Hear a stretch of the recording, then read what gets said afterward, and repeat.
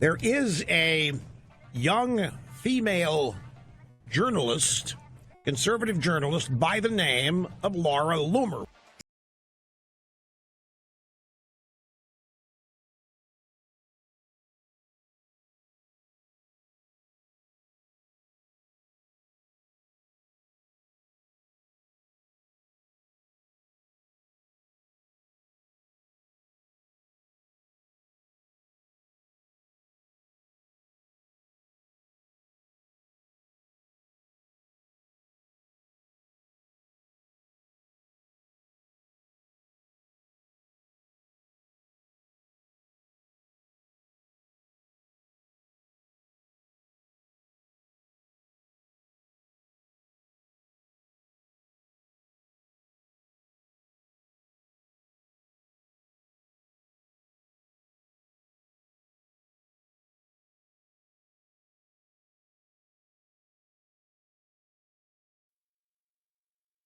Good evening and welcome to episode 120 of Loomer Unleashed. I'm your host, Laura Loomer. We are live right now on Rumble and X, so please be sure that you head on over to my Rumble channel, rumble.com/Laura Loomer. Click the follow button so that you can subscribe and get notifications on Rumble. You'll need to enable notifications on the Rumble app on your phone. That way you never miss an episode when I go live. You can also click the Get Loomered button. A lot of you always ask how you can support my work each month. You can click Get Loomer to subscribe to my show for $7 a month or $70 per year. And again, we are live right now on X. So please be sure that if you're watching live, we have a lot to talk about tonight, that you head on over to my X account and you retweet this live link on my account at Laura Loomer and also on the Loomer Unleashed account. And be sure that you're following the Loomer Unleashed account. So much to talk about tonight. It's been a pretty busy week already. It's only Tuesday. Momentarily, I'm going to be joined by our friend over at White Coat Waste Project. You know, Justin Goodman, the senior vice president who we had on the show several times over the last month. Some exciting developments took place this weekend. Here on Loomer Unleashed, we exclusively reported the fact that Fauci's torture labs, where they were torturing innocent beagles and other animals, but mostly beagles, the funding for this was going to continue into the Trump administration. Everybody had known about the Fauci experiments and the torture of beagles because it was a really big issue during the presidential campaign season. And Fauci, of course, was put on blast for torturing these innocent animals, an investigation which was exclusively uncovered by the White Coat Waste Project, a fantastic organization, nonprofit that is uncovering a lot of the abuses of animals in these taxpayer-funded labs. And we've been talking a lot about how $20 billion each year, especially your taxpayer money. We actually did this episode on tax day, if I recall. So that was on April 15th. We had Justin Goodman on tax day to show you how much of your tax money was going to be going towards funding animal torture experiments. And since that episode aired, the clips went extremely viral on social media, and it prompted responses internally. I know this from speaking to sources of mine over at NIH. It prompted internal responses from Dr. Jay Bhattacharya, who is the newly Trump-appointed NIH director. It caused a frenzy inside the Trump administration and the White House when they figured out that under their administration, animals were still being abused. Not exactly good optics for the Trump administration. And then over the weekend, Elon Musk actually reposted and replied to my tweet and said that he was going to be investigating and that Doge was going to be investigating under his watch and that he was going to put an end to the animal torture that was still happening in our country. And so I'm going to go ahead and play this clip for you. This was Dr. Jay Bhattacharya on Fox News over the weekend announcing that this beagle lab that was still doing these horrific abusive experiments on beagles inside the NIH headquarter office, which is Dr. Jay Bhattacharya's actual headquarter office in Maryland, Bethesda, Maryland, where NIH headquarters campus is located. They, of course, were, very flustered with the fact that I, pushed this information out there. And they didn't like the fact that I was, having white coat waste on my show and bringing awareness to the fact that, we were gaslit. We were told that Biden and Fauci were so evil for allowing this to happen. And yet officials within the Trump administration have been allowing this to happen. I mean, we are already past 100 days of the administration and they're still torturing dogs. And the torture still hasn't ended. We're going to be talking to Justin Goodman about that tonight. But I am very happy to report that thanks to the viral nature of the reporting here on Loomer Unleashed, these exclusive receipts that were brought to me by the great folks over at White Coat Waste Project, the NIH Beagle Lab on NIH's campus has officially been shut down. Let's go ahead and play this clip. Is it hard right now to change the culture there? Unfortunately, yes. I mean, it's been interesting to watch. Like I'll do some policy change, and people like try to find the worst possible spin for it. I'll give you a couple of examples. So, for instance, I put out a policy to make sure that we have when we use we have animals in research that we look at alternatives. It's very easy, for instance, to cure Alzheimer's in mice, but those things don't translate to humans. So we've put forward a policy to replace animals in research with other technological advances, AI and other tools that actually translate better to human health. But then I'm getting and we got rid of all the beagle experiments on the NIH campus. But it's sort of like people just don't trust the NIH anymore, and I can understand why. The NIH during the pandemic leaned into lockdowns, school closures, all these things, and so I think there's still a level of distrust that the American people have for the NIH that I'm hoping under President Trump we can reverse. Has PETA reached out to you and told you you're the latest hero? They must be ecstatic with you right now. They did. I got flowers from PETA, People for the Ethical Treatment of Animals. Normally, I think NIH directors tend to get physical threats, but they sent me flowers.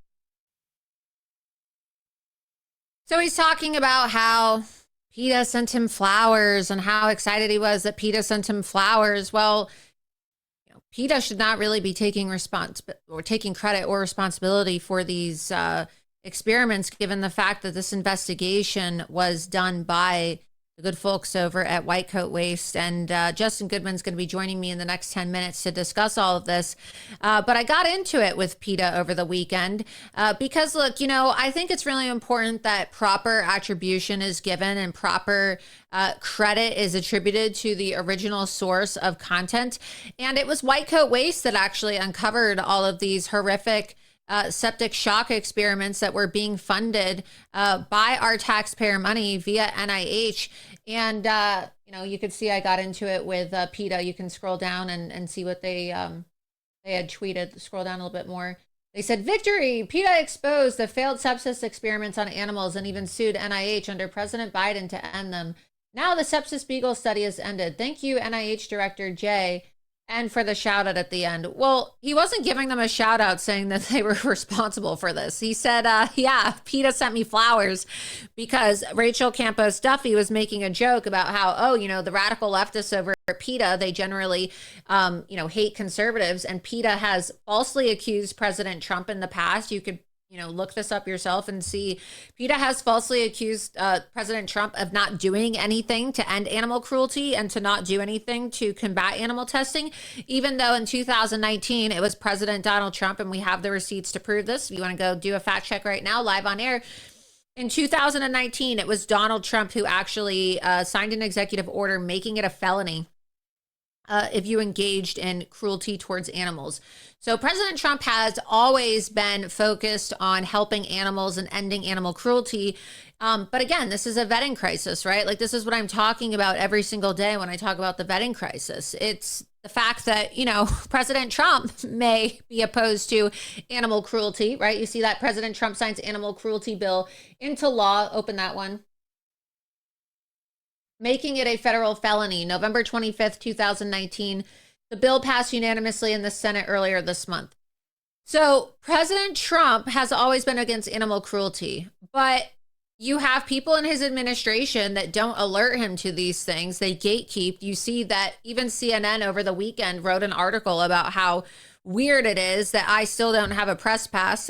You can look that up yourself and we'll get that article up on the screen.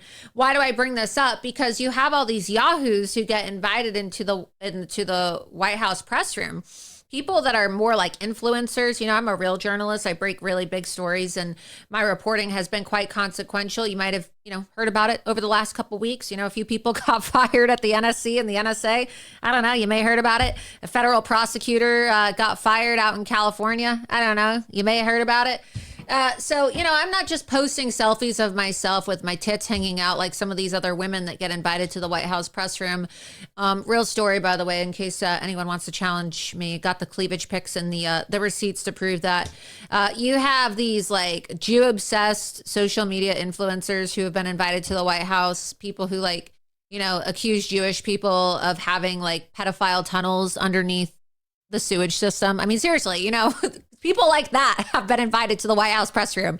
You have Jessica Reed Krause, who like literally wore a shirt that said she was, in favor of freeing Ghislaine Maxwell, who's serving 20 years in prison in Florida for human trafficking and serving as Jeffrey Epstein's associate, known pedophile associate.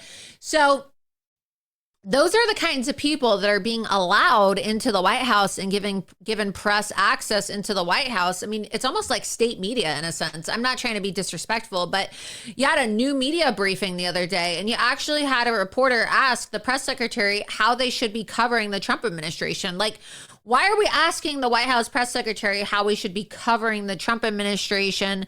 Like, you wouldn't be asking the Biden administration how you should be covering the Biden administration. It's very reminiscent of state media, some of these new media briefings. And again, I'm not trying to be disrespectful, but as the CNN article highlighted, they think that the reason why I have not been allowed to have access into the press briefing room yet and have not been given a press pass is because I'm not a sycophant and I actually would be holding other Republicans accountable and asking questions about stories that, who knows, maybe the White House or maybe conservatives themselves don't want to talk about because perhaps it's embarrassing to them. I don't know. I don't really know what the reason is. I don't want to put words into their mouth, but it is quite interesting how, this story only went viral because I made it go viral on my show and talking about it on my website with my exclusive reports with the investigative receipts provided to me by White Coat Waste. And yet it took them almost a month to take action on this. And now everybody wants, applause for the administration for ending this Beagle lab. And yeah, it's great. It's really great that they ended the Beagle lab testing, but why did it take them so long? I mean, maybe if they actually invited real journalists into the press room, and it's funny because I get called a conspiracy theorist, but they actually invited real conspiracy theorists into the White House press briefing room, but called them journalists. So there's people on there that have TikToks and they don't even post any news stories. They just post social media clips. They don't break stories. They're not journalists, right? These are people that talk about like celebrity gossip on TikTok. And I don't really understand how that warrants a press badge. I don't know. I don't control the press room, but it's a little strange. So, but I was kind of surprised this week to actually see a real article written by CNN because it was pretty accurate. It's pretty accurate. It's one of the only articles thus far that has been accurate in terms of their reporting about the situation. You can scroll down while we wait for Justin to join. He just texted me. Let's see.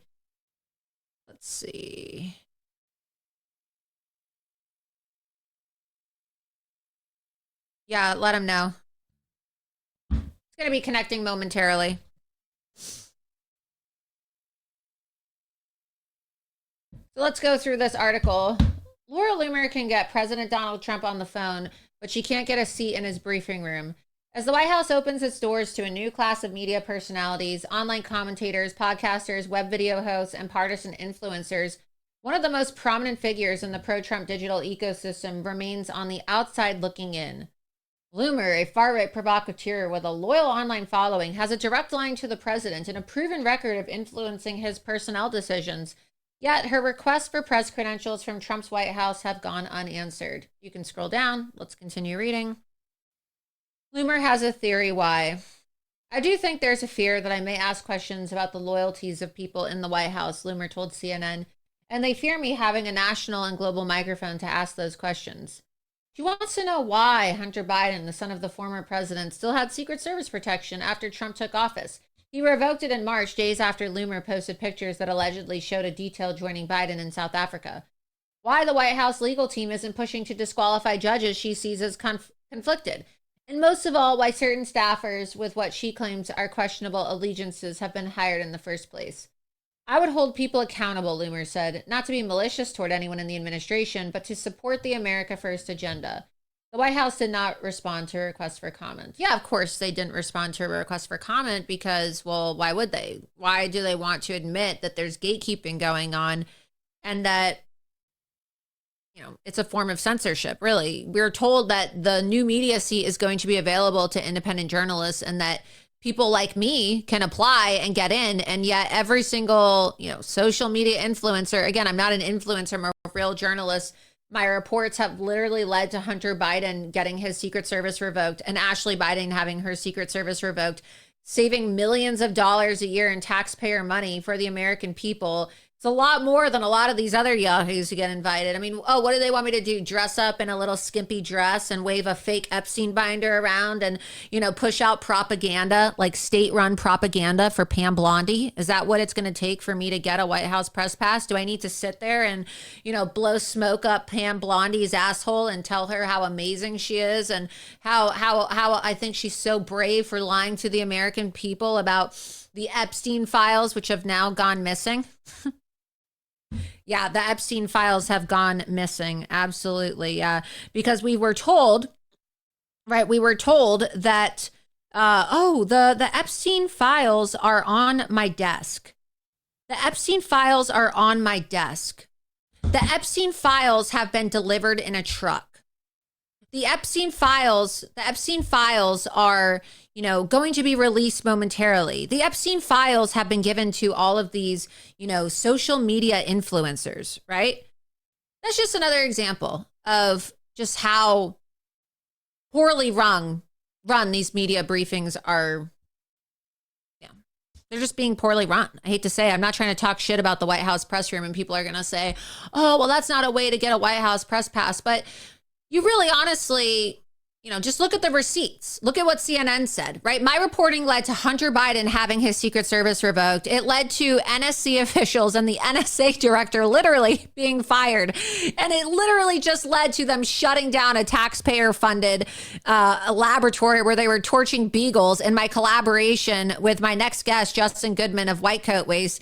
And yet I have to wait a month or sometimes 2 months for the White House, these geniuses who work for Donald Trump, to catch up to my reporting and then, give the information to the president, lie to the president and pretend like this is their information, even though it came out a month or two prior. And then the American people have to suffer. These beagles have to suffer. How many animals could have been, taken out of these abusive situations months prior or weeks earlier if it weren't for gatekeeping in the White House? Okay, because of professional jealousy or whatever reason it is. God only knows what the reason is, right? But it's kind of ridiculous in my opinion. So joining me now to discuss this development and how there's continued animal abuse projects, believe it or not. I mean, even though there's this big hoopla and big celebration now in the Trump administration, and they're celebrating the fact that all of these beagles have been freed, there are still animals being tortured, believe it or not, in U.S. taxpayer-funded laboratories, both here in the United States and also in China. And a lot of this is being run through the NIH and also the Department of Defense. And we're going to talk about it tonight because it's important that we talk about it and that we don't get gaslit by Republicans who are more concerned with their reputations than they are about the facts. So joining me now to discuss is White Coat Way Senior Vice President and my friend, Justin Goodman. Thanks so much, Justin. Laura, I'm thrilled to be here to take a victory lap for saving beagles, making animal protection history by shutting down the last dog lab inside the NIH headquarters, something we've been working on for 9 years, nearly a decade. I've been working with my team at White Coat Waste Project, our president, Anthony Bellotti, to find, expose, and defund this exact laboratory. We filed Freedom of Information Act lawsuits, worked with Congress to introduce legislation, countless fact-finding letters pressing the NIH, fought the Biden administration for access to documents.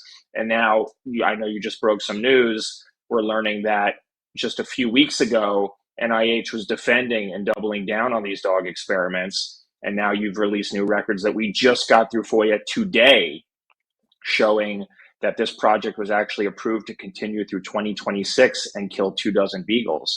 And that ain't going to happen anymore, thanks to you. So we are incredibly grateful, thrilled, but as you're saying, there's more work to be done. Yeah, I mean, it's incredible. It's incredible progress and incredible work. And what I find to be really disingenuous, and I think it's really concerning, and we have to talk about this, unfortunately, because it's really central to this work, is the fact that organizations that are not responsible for these investigations are now taking credit and fundraising off of your work, which is unethical, PETA, People for the Ethical Treatment of Animals. And it's really funny. I'm not going to show the email tonight, but PETA actually personally emailed me. One of their vice presidents actually emailed me the other day to try to suggest that you were just a disgruntled former employee and that, you know, White Coat Waste didn't actually break this story. It's actually PETA's work. And you have the facts wrong because the person that's complaining about this is a former disgruntled employee. I wanted to give you a chance to respond to this because as somebody who often has my work stolen by people and people love taking credit for my investigations. And then, you know, there's like this constant, you know, cycle of abusive gaslighting where people call you jealous or they say you're disgruntled. I wanted to give you an opportunity to talk about this investigation and how long you have been fighting to shut these labs down, because for people that watch my show, they know that we had you on weeks ago on tax day. I didn't see any other conservatives talking about this. We've been sharing these clips almost every single week for the last month, talking about how the DOD is still funding experiments where they shove marbles and condoms up cats' buttholes. And I don't really understand the purpose of these experiments, but it's being funded by our taxpayer dollars via DOD contracts still being extended under the current Trump administration.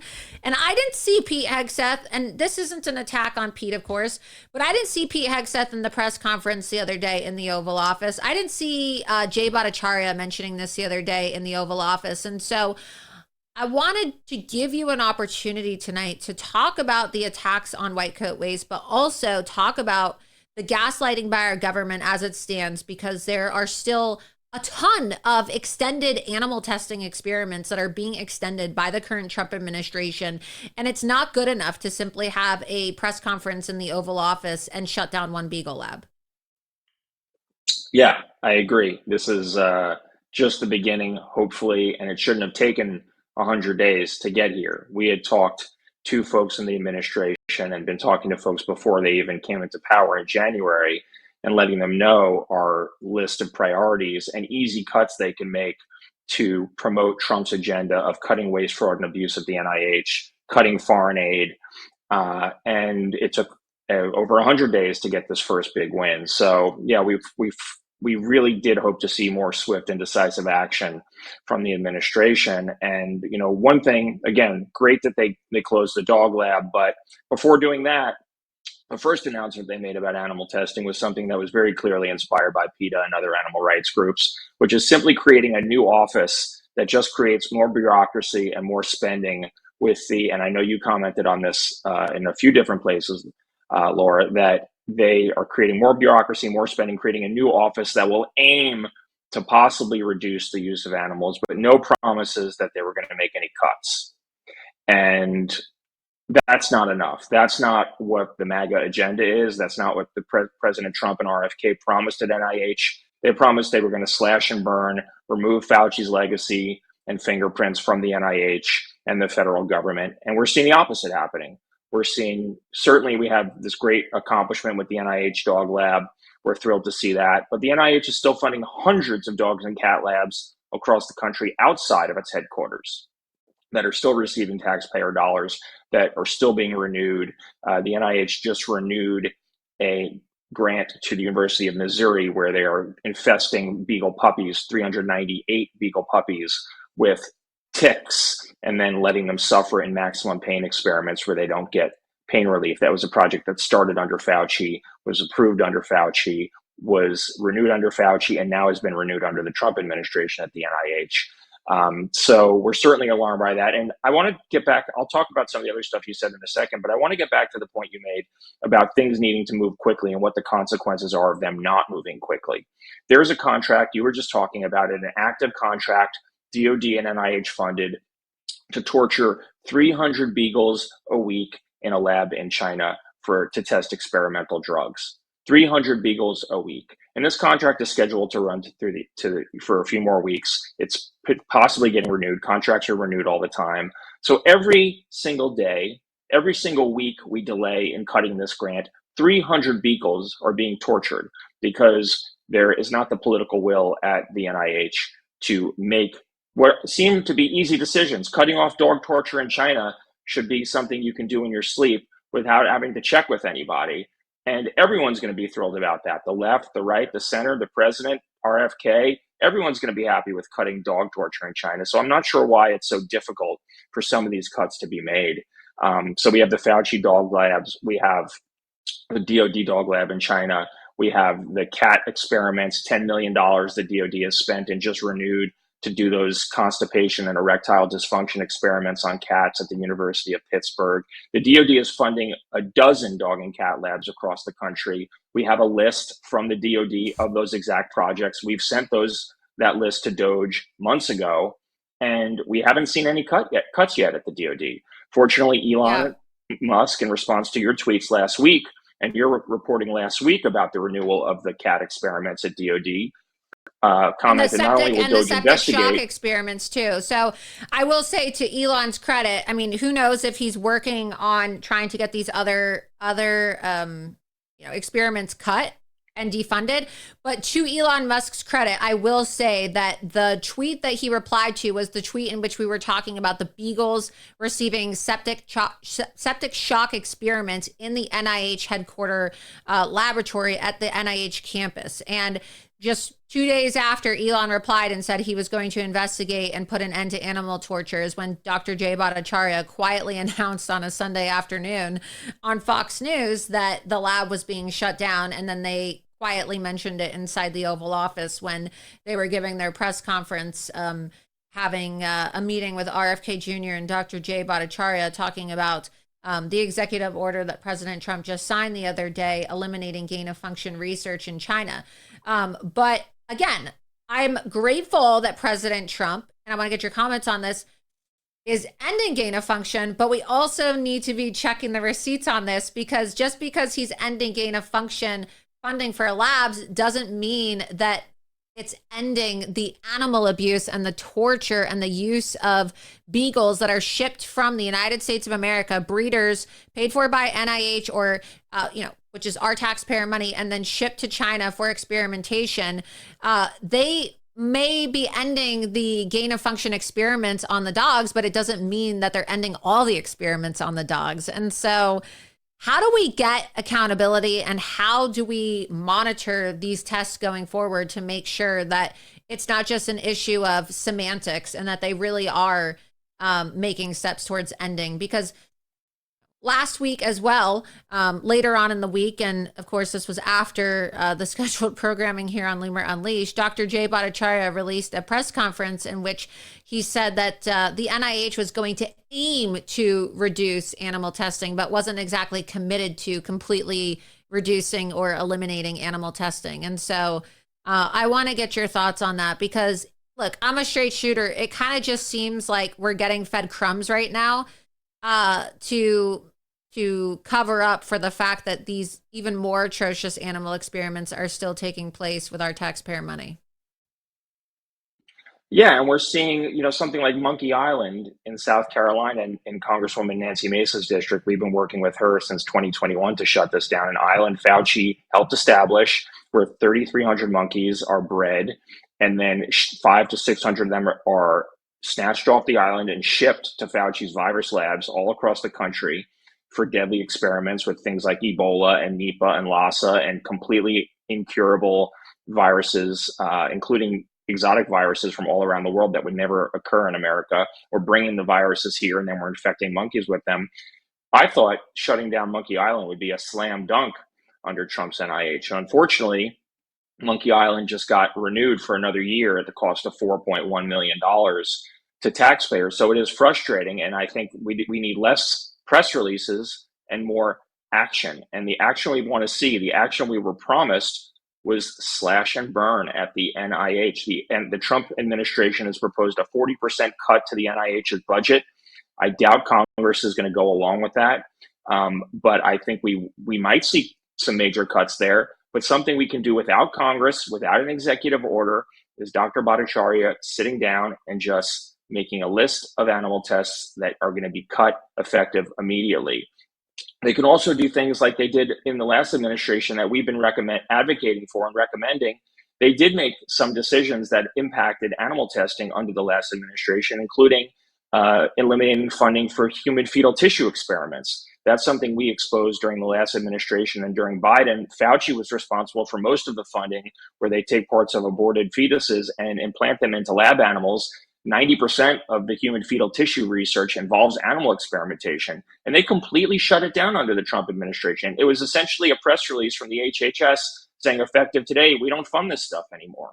And we can see that NIH and HHS could be doing that tonight for dog and cat experiments, funding for labs in China, Iran, and other adversarial nations, all foreign funding. I mean, these are things that if there was the political will to do so, they would be very easy. What we're alarmed with is that it seems like people who are not on board with the agenda of really cleaning up waste, fraud, and abuse at the NIH are still in power there and calling the shots. And there's no better example than a Fauci acolyte who worked at NIH, who in Fauci's division worked and was involved in gain of function, was involved in the COVID cover-up of what happened in Wuhan, has just been promoted to take over Fauci's position as the head of the National Institute of Allergy and Infectious Diseases. How do we end up in a situation we under gotta Trump name some where a names. gain You of gotta function? name these people. Let's name them and shame Jeffrey them.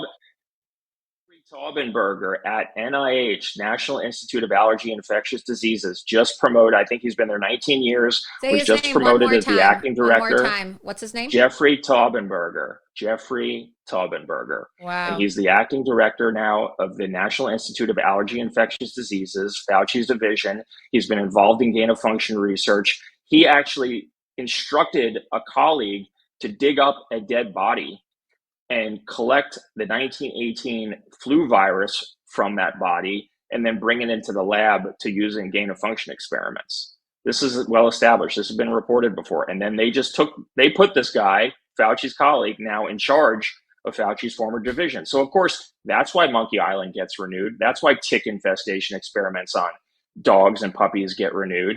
That's how COVID infection experiments on cats at Cornell University. It just makes you wonder, why do we have Fauci? And I want to remind everybody that Fauci was pardoned. Okay, he received a preemptive pardon by Joe Biden on the way out. And so, why do you need a pardon if you're not a criminal? Well, because you are basically saying that you have committed criminal activity, or you believe that Fauci committed criminal activity and thus needs a pardon. And so I just want to remind everybody of that, because there are still Fauci holdovers who are working at the NIH. And again, this all goes back to the vetting crisis and the gatekeeping in the Trump admin. Why are people from White Coat Waste not, in the Oval Office right now, a part of the conversation if it's their investigation that got these Beagle labs shut down? Like, shouldn't the people that have actually done the investigations be able to provide reports or research to the president of the United States to let them know, hey, these are the problem people that are causing issues, and they're probably going to try to subvert your administration? And that's exactly what we're seeing now. Donald Trump said he didn't want any more animal cruelty. And what do? You see people at NIH quietly trying to renew these agreements. We're going to get these screenshots pulled up right now, too. This is a new report that was just published momentarily before this episode went live tonight, because I wanted to save it for the show. Scroll up to the very top. Exclusive NIH's Beagle Lab and other taxpayer-funded animal labs in China were set to continue being funded under Trump's administration. So, PETA and other groups are trying to say, oh, this was in the works. Don't worry, we got this all shut down. No, it was honestly only because of the pressure that Justin and I put on the Trump administration over these last few weeks that they decided to actually end this lab. You can go back to the article. I want to show you the actual dated FOIAs. So here's the emails that were sent. Thank you for your email to the National Institutes of Health Congressional Relations Office concerning NIH intramural dog experiments on sepsis. You can see the date was Tuesday, April 15th, 2025. This was the same day that Justin came on my program, tax day. It is important to note that NIH takes the welfare of animals used in research very seriously, blah, blah, blah, blah, blah. Please find below responses to your specific inquiries. This was a FOIA request. And then on the second page of that letter, they go down. Keep on scrolling down. Here's the letter right here. National Institute of Health, Animal Study Proposal, sepsis-induced cardiomyopathy. So they were trying to induce these beagles with sepsis and literally see how long they could survive with sepsis, of watching them, basically suffer and die from an infection. That's what they're testing, to see how long a dog can survive with sepsis. They're not giving them any pain medicine. They're just torturing these animals. And you can see that the approval date for the original study was approved on August 25th of 2023. And the expiration date was supposed to be August 25th, 2026. The expiration date was extended a year because, as he said, it was supposed to expire, believe, this year, right? And so you see here that this was sent, right? This was clearly sent by via this FOIA request in April of this year, right? So under the Trump administration, and that date would fall underneath the Trump administration, August 25th of 2026. And you can see, what does it say here? Clinical Center, Principal Investigator, Stephen Solomon, PhD, Center for Critical Care Medicine Department. Let's see, Functional and Structural. So the project title was Functional and Structural Changes Early in Sepsis-Induced Cardiomyopathy, okay? And then you can scroll down on the document, okay? Species canine, arrival criteria, stock or strain, beagle, approved source, the holding location, redacted by agreement, estimated number of animals, 24. But we know from these requests that the location was, right, correct me if I'm wrong, it was the NIH campus. It's the NIH campus in their beagle torture lab that they said that they weren't going to be doing any tests under the Trump administration, but you can clearly see from that document that was received in this FOIA request on April 15th, 2025, that they had every intention of doing this. And so this was only shut down because we raised so much of a fuss about it. Obviously, you carried out your investigation, and then it went viral on my show, and then we got Elon Musk to comment on it. So I think that PETA and others should be ashamed of themselves for trying to take credit for your work.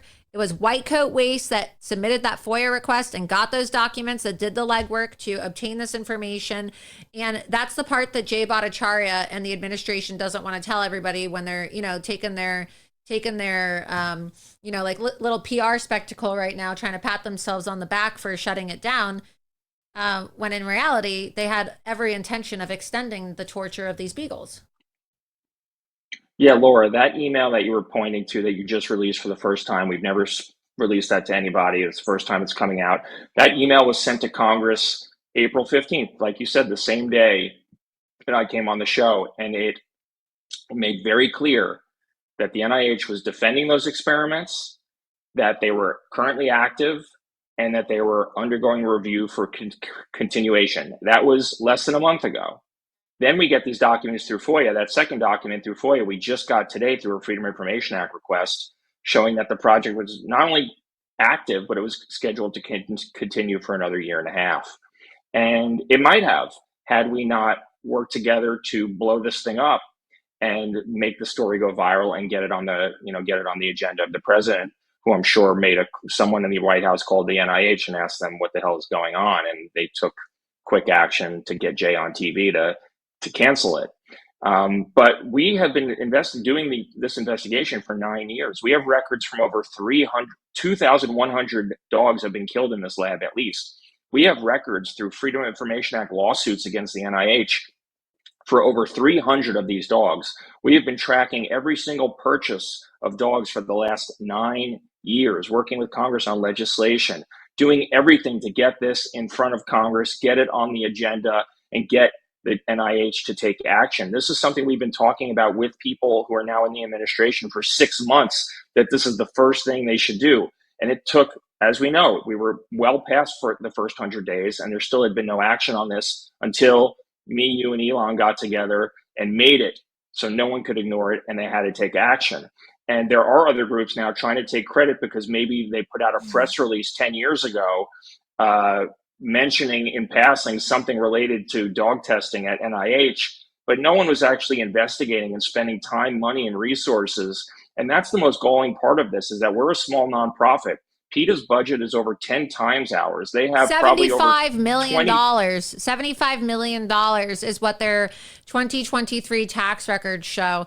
And when I pointed this out and I said, shame on you as an organization. And also, too, I think it's important for people to know that PETA allegedly has their own kill shelter.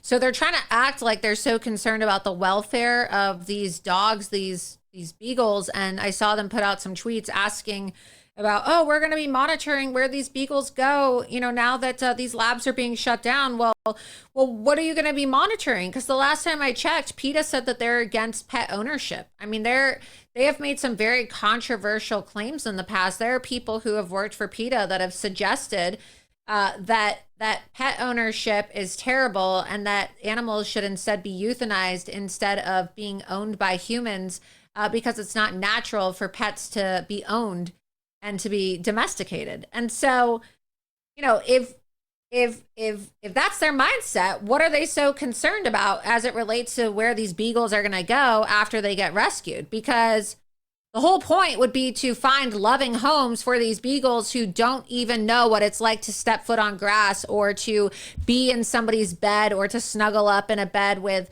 an owner or to play ball or to play fetch. Because some of these dogs who, we're gonna I don't want to give too much away, but we're gonna have some exclusive video and an exclusive report on Thursday's episode of Loomer Unleashed to unveil here as it relates to the rescue of some of these beagles who are now being rescued from laboratories. So stay tuned. This is going to be never before seen footage and photos exclusively released here on Loomer Unleashed on Thursday. But you're gonna see for yourself that some of these dogs, are 10, 11, 12 years old, and they don't know what it's like to be outside because they've lived in a laboratory since they were a puppy. So it's interesting to me when you look at the gaslighting, because when you look at the history of groups like PETA, I don't really feel like euthanizing an animal to prevent it from being adopted or being in a domesticated household as a pet is more ethical than euthanizing it, right? They think that euthanizing animals is more ethical than allowing loving pet owners to have them as pets. Yeah, you're absolutely right, Laura. And I did, getting back to the point you made it very early on, I worked at PETA almost a decade ago. I ran animal testing campaigns there. And number one, I've been on a bunch of shows recently talking about, and I think we might have talked about it, Sri Thanadar, Congressman Sri Thanadar, who ran an animal testing laboratory in New Jersey, who owned it, and it got shut down, and he left over 175 dogs and monkeys to die.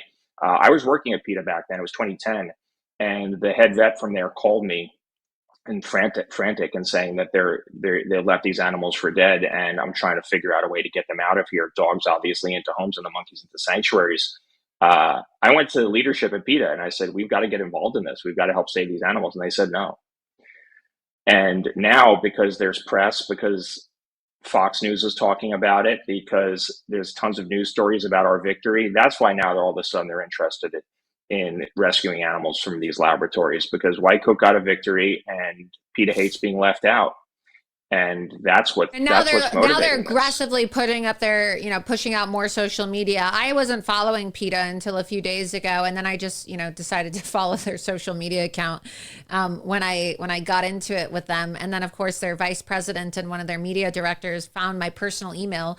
And they emailed me, and they were saying that my post was incorrect and trying to suggest that I was wrong and that you didn't have anything to do with exposing any of this, and that white coat waste didn't play a role in this, and that, oh, Justin's just a disgruntled former employee. But we showed the receipts. Actually, if we go back to this tweet that I posted in response to PETA, you can clearly see the congressional letterhead, and you can clearly see the news reports that say that this was uncovered by them. So let's click on my tweet first, the screenshot.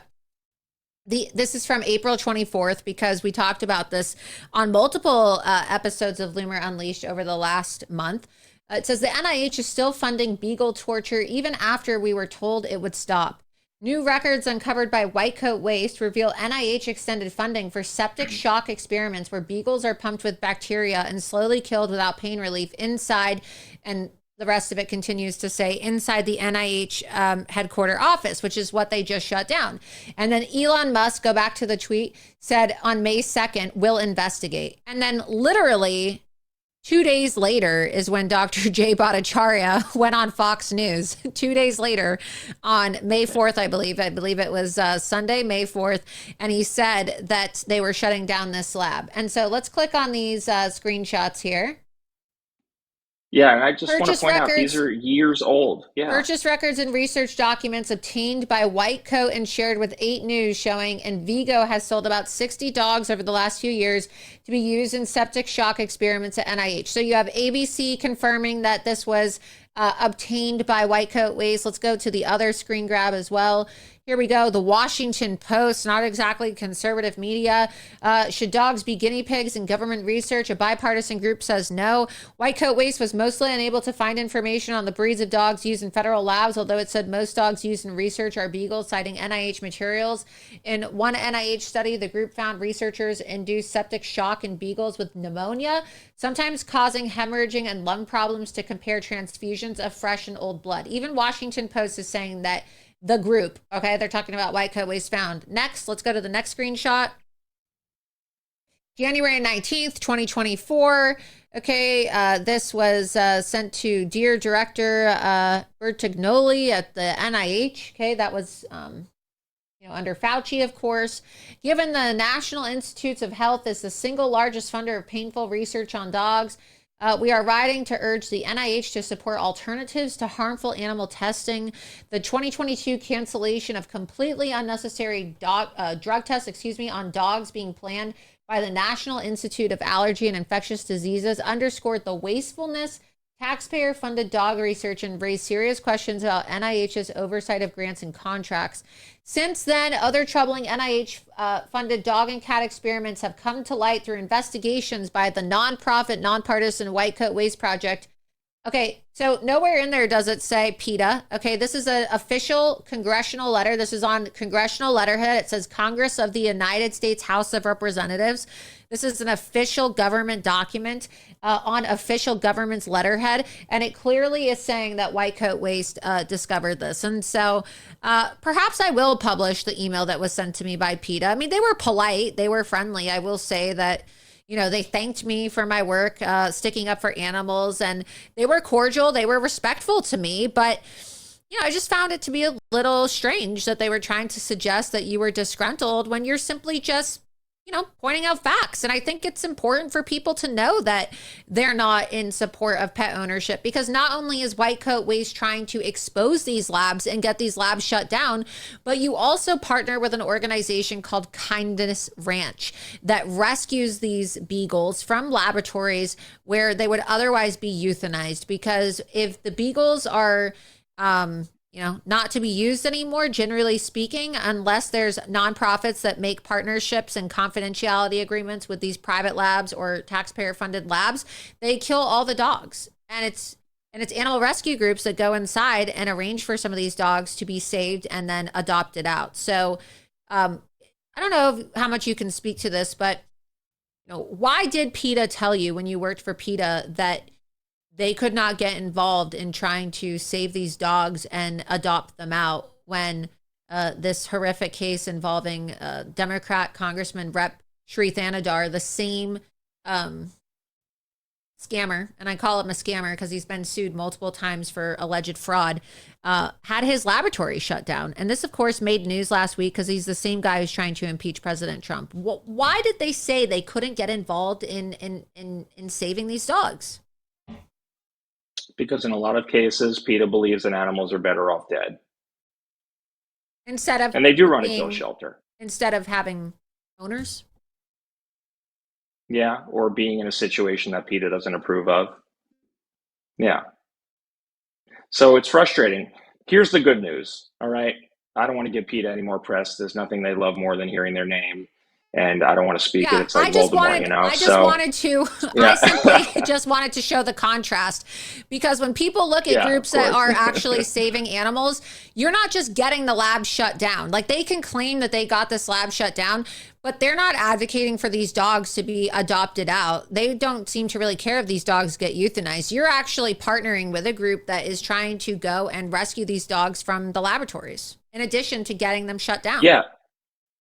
That's right. And we, under the first Trump administration, we can talk about this, on Thursday too, but under the first Trump administration, we got 4 different federal agencies to enact lab animal retirement policies, working with members of Congress. We got the NIH, the FDA, the Department of Defense, and the Department of Veterans Affairs to enact lab animal retirement policies, allowing animals, for the first time in history, there was never a policy like this before. And during Trump 45, we got 4 different federal agencies to enact such policy, and it saved dozens and dozens of animals from those laboratories.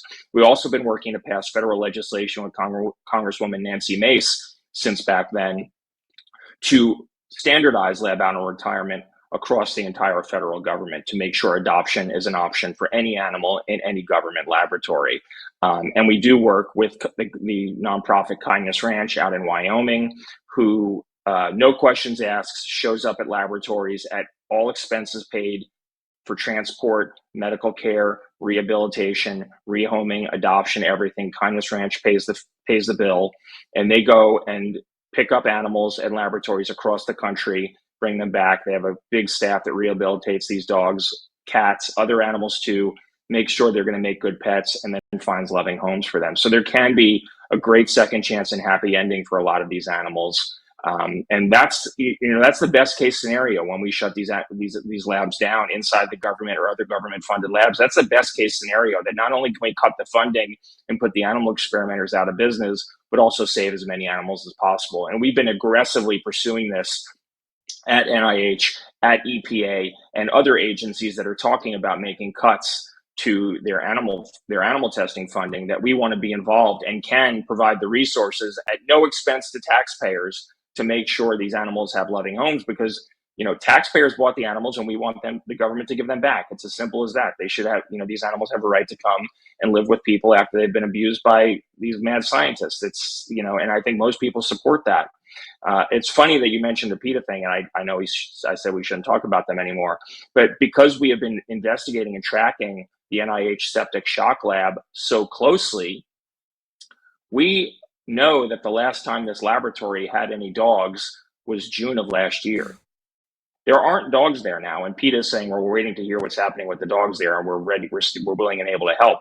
There aren't any dogs, as far as we know, in the NIH laboratory. And if they were actually involved in the investigation, they would know that. We've got the receipts. The last time the NIH bought dogs was April. The last time there was a dog in their lab was in June. And they confirmed to us in an email in January that there were no dogs there because the project was going through a new review process. But they were planning on, but it's important to note that that they were planning on bringing 24 beagles under the Trump administration into this lab until we made these reports go viral here on Loomer Unleashed with your, intrepid investigation. I want to move on to another article that I released on Friday.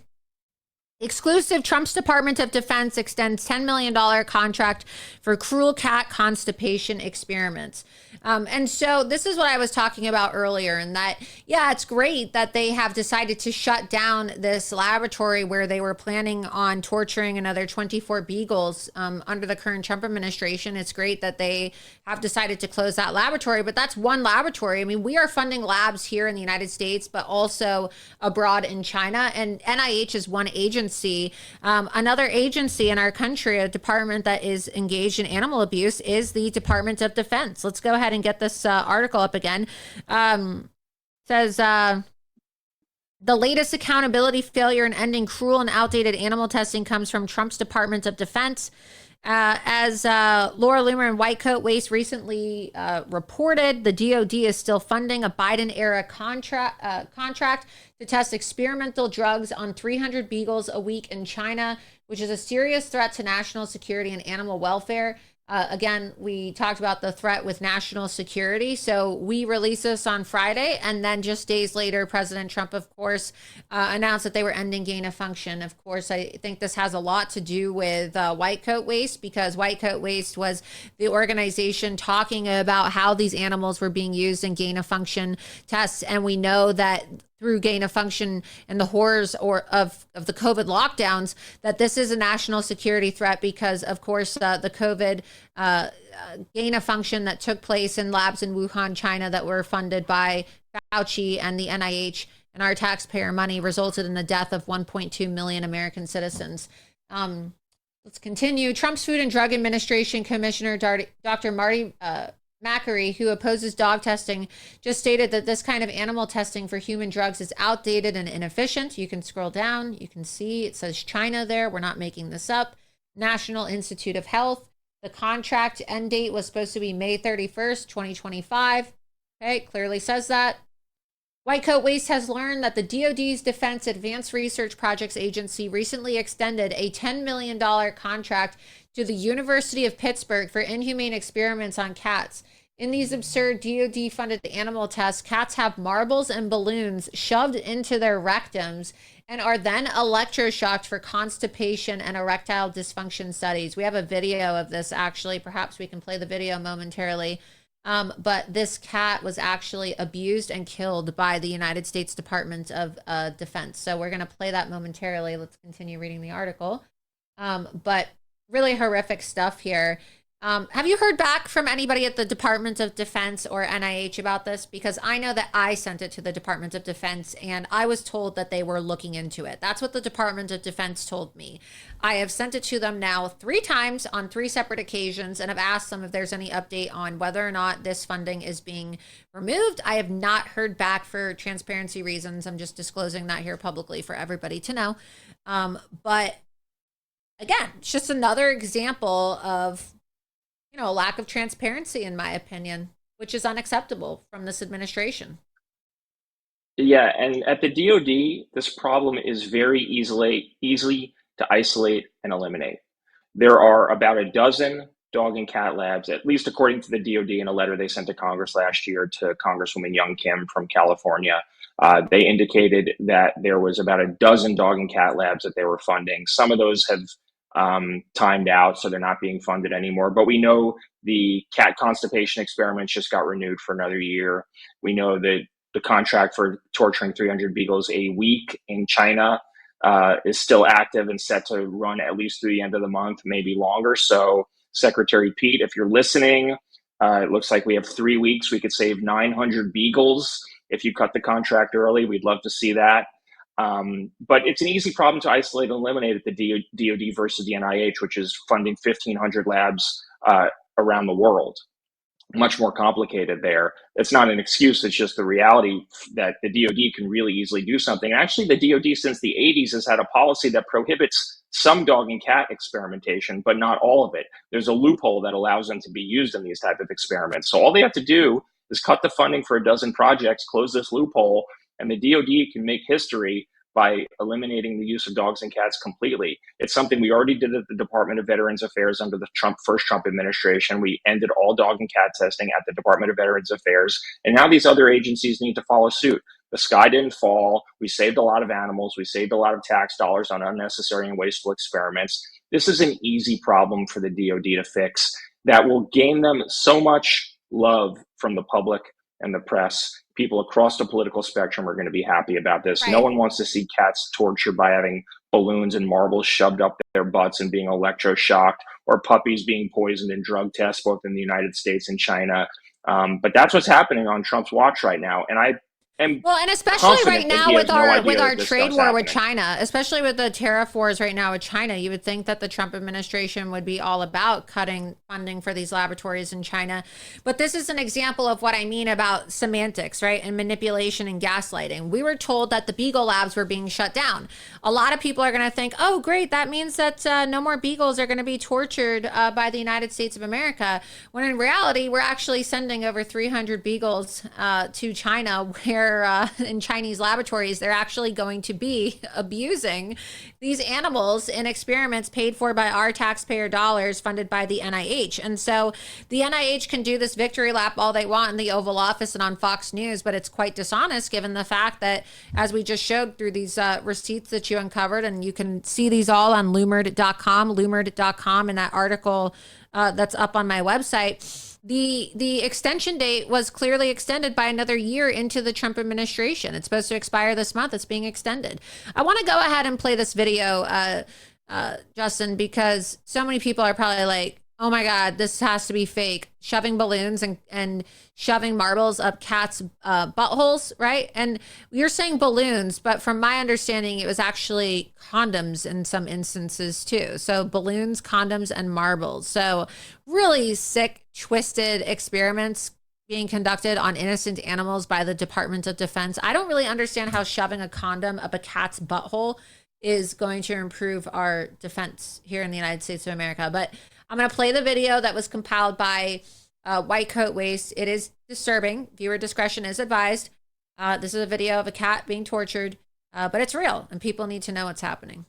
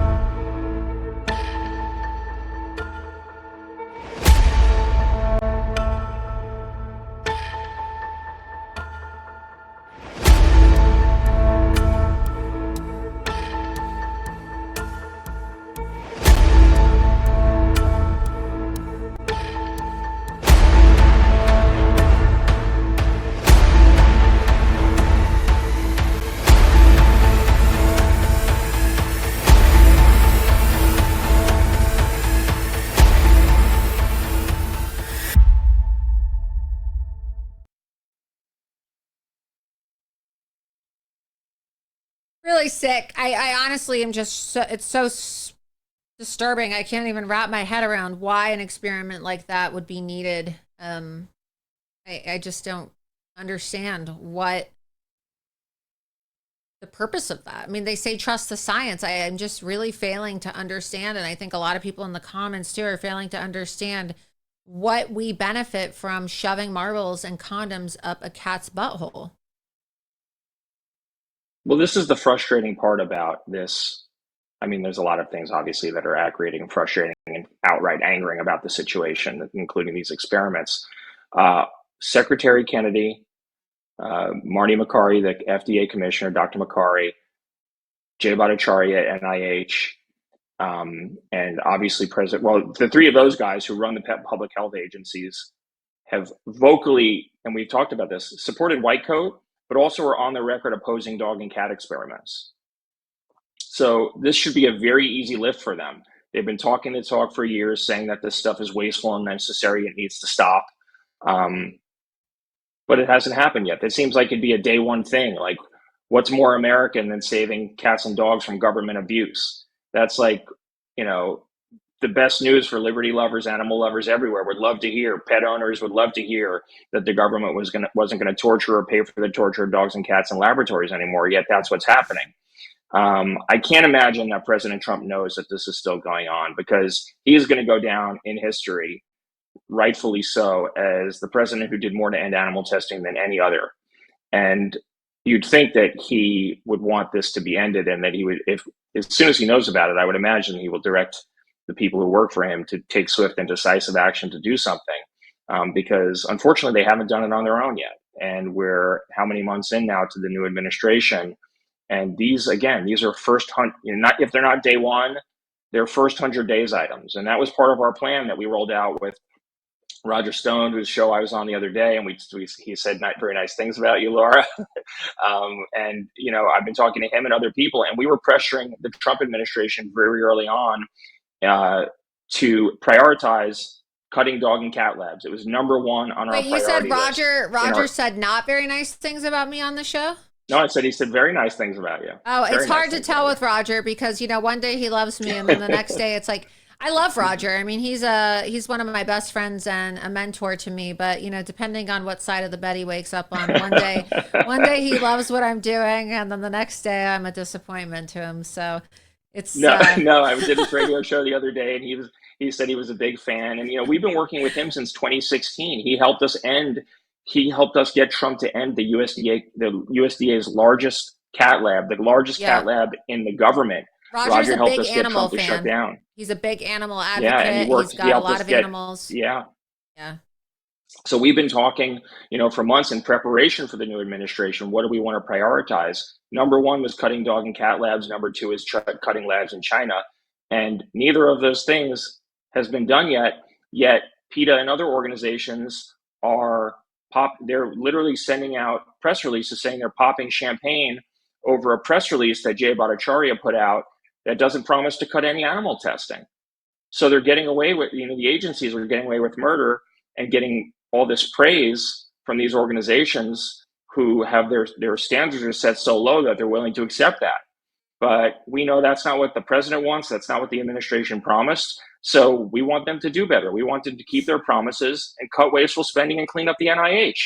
My God, removing Fauci's fingerprints from the government should be priority number one for everybody in the public health agencies, everybody at HHS. I think Secretary Kennedy feels strongly about that, but I'm not sure about anyone else.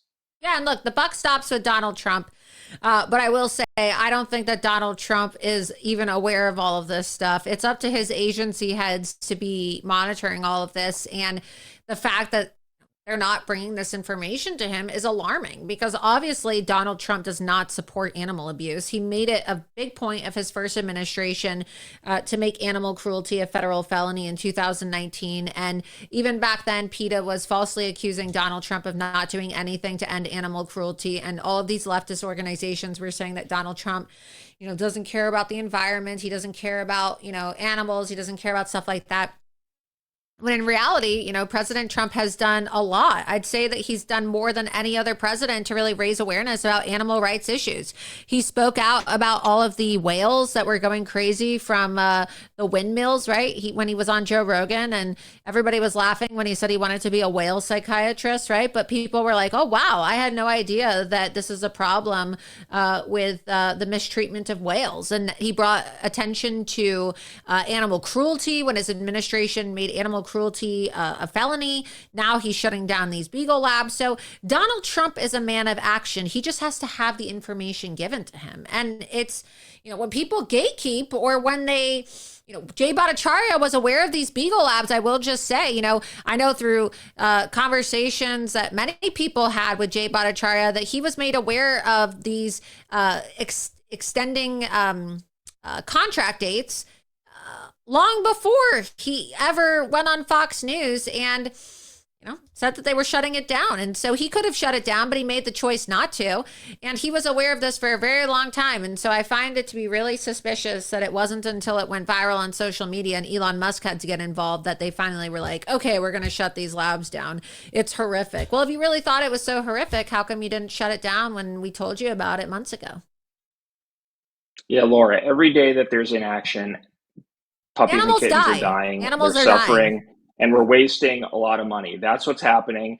And I've had speaking to the issue of Trump being great on animal issues and animal testing issues, the first time we knew that and saw that in our work was April 2020 when we exposed the Wuhan lab funding almost exactly 5 years ago, a couple days after we broke that story with Matt Gaetz, Trump was on TV saying he's going to cut it.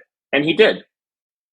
Fast forward 5 years, earlier this year, we did our big expose on creating transgender lab animals and torturing them in experiments. $250 million wasted by NIH, the Department of Veterans Affairs, National Science Foundation, creating transgender lab animals. We broke that story. I testified in a House Oversight Committee hearing about it. It got to the president's desk, and during his congressional address, his State of the Union, he called it out as government waste that he was going to cut. And 2 days later, he was talking about it again on Fox with Maria Bartiromo, talking about these crazy animal experiments that are creating transgender animals that need to be cut. I am confident that if he heard about cat constipation experiments, he'd be out there talking about the tremendous waste and abuse at the NIH that people like Fauci But even after President Trump spoke out about the transgender mice experiments, somebody in the NIH, as we reported here on Loomer Unleashed, and there's an article about this on my website. We'll get it pulled up right now. But I put an article out about this, about how the NIH renewed funding for cruel Fauci, beagle, and trans mice experiments under the new Trump administration. So, they quietly renewed the funding for these trans mice experiments, and they extended it for another year, just like they did with these beagle torture experiments. And so again, it's like sabotage of Trump's administration from people within his administration. Donald Trump doesn't want there to be transgender mice experiments, but clearly, as you can see from this exclusive report we put out on April 22nd, let's scroll down with the receipts uncovered by White Coat Waste. You can see here, scroll down some more. We have all the documentation. More documents. We have the documents. Here we go. Okay, so that was the same article as before. Scroll down. And keep scrolling down. Posted it maybe earlier. we have the receipts here. We put it in the article. Let's see. Scroll up a bit. I think I tweeted it. I think that's what I did, is I may have tweeted it. Oh, yeah, you may have tweeted it. I think I tweeted it, but it was in the article too. I know. It was tweeted on April 22nd, a long time ago. You could type in transgender mice, Laura Loomer, and probably find it. Anyway, I can describe it, and you can too. We broke this story, and this was on April 22nd. So President Trump gives his address weeks prior to this, of course, and they're renewing, like secretly and quietly, trying to renew. Go. Here we go. Here we have it right here. The budget expiration date was supposed to be June of 2025. Okay, this was for a project at the University of Indiana. And then if you scroll down, right, and you can see the graphic, if you zoom out of the graphic so everybody can see it on the full screen, it says revised budget date. And then the budget date then says June 30th of 2026. So again, it was supposed to end in a month, and now they're renewing it. And this is through the NIH. You can see from the NIH database there, we had this little graphic put together. So who within the NIH is sabotaging President Trump's agenda? Doge identified this wasteful spending. You identified this wasteful spending. President Trump brings it to everyone's attention. People mock it. You had Bill Maher on TV trying to say that it was fake news. All these leftist reporters at CNN trying to say that it wasn't real. Then they were forced to issue a retraction on CNN and say, oh, actually, they were doing transgender mice experiments. And now they're quietly renewing it. So we didn't hear anything about them ending the mice experiments in this Oval Office meeting that they had. We didn't hear anything about them ending it when Dr. Jay Bhattacharya said they were shutting down the Beagle Lab. So it looks like we're still going to be getting transgender mice experiments and experiments on beagles in laboratories in China funded by U.S. taxpayer dollars. And we're still going to be shoving marbles and condoms up cats' buttholes for the Department of Defense. Well, hopefully that's not the case. And hopefully, again, you'll work your magic and the right people are listening and watching this and are going to wake up tomorrow and do something about it. But yeah, to the Trump administration, to Doge's credit and the Trump administration's credit, they cut 10 of the grants that we uncovered that were funding transgender animal experiments, but they didn't cut all of them. There were 2 that we were sure had not been cut. One just expired naturally, just the course of the grant at Duke University, and that one's over. At least unless it gets renewed. And then this other one at Indiana University, these were the last 2. And we kept telling the NIH that the White House highlighted these grants in its press release in March saying, here's the wasteful transgender animal experiments we need to cut.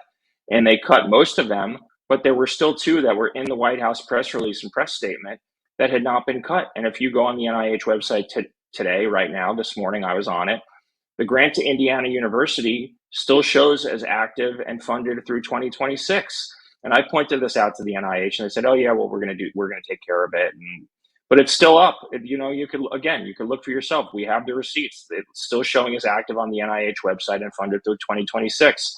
Same with a lot of these experiments that we've heard. People have told us in the administration or at NIH, "Oh, we're going to get on that. We're taking care of that." Well, put your money where your mouth is. People would love to hear that you cut animal abuse. It's not something to keep a secret. It's something you put out a press release about and tweet about and go tell the president about so he can take a victory lap. But that doesn't seem to be happening. Yeah, and Jay it's such an Bhattacharya's easy mention win, of cutting too. the dog lab was like an afterthought. Yeah, it's such an easy win. I mean, you would think that they'd be all over this in terms of, oh, Mr. President, we can bring some beagles to the Oval Office and you can take a photo with a beagle and everyone will you're doing the right thing, but also the optics of it are just amazing for the president. I mean, how is the left going to find something to be angry about saving animals? I'm sure they probably would, right? But the optics are so good, and it's also saving the American people money. But most importantly, you're sticking up for innocent animals who can't defend themselves. And so it's crazy to think that there are actually people in the administration who are maliciously gatekeeping this information from Donald Trump and also trying to undermine his public statements I think that they're trying to do this on purpose to embarrass the president of the United States, because why else would you quietly extend a contract for transgender mice experiments after the president said that he doesn't want it anymore? Or promote a gain-of-function lunatic at the NIH who worked with Fauci and was involved in digging up a dead body to harvest a virus for gain-of-function experiments. I mean, this is just lunacy. This is something you'd expect under, Francis Collins and Anthony Fauci at the NIH under Joe Biden, not under the Trump administration that promised us a clean slate over at agencies like the NIH. So, yeah, I can't imagine that this has made its way to the president. And honestly, I think there's definitely some bad actors and malicious activity going on. But I also just think people don't have their priorities straight.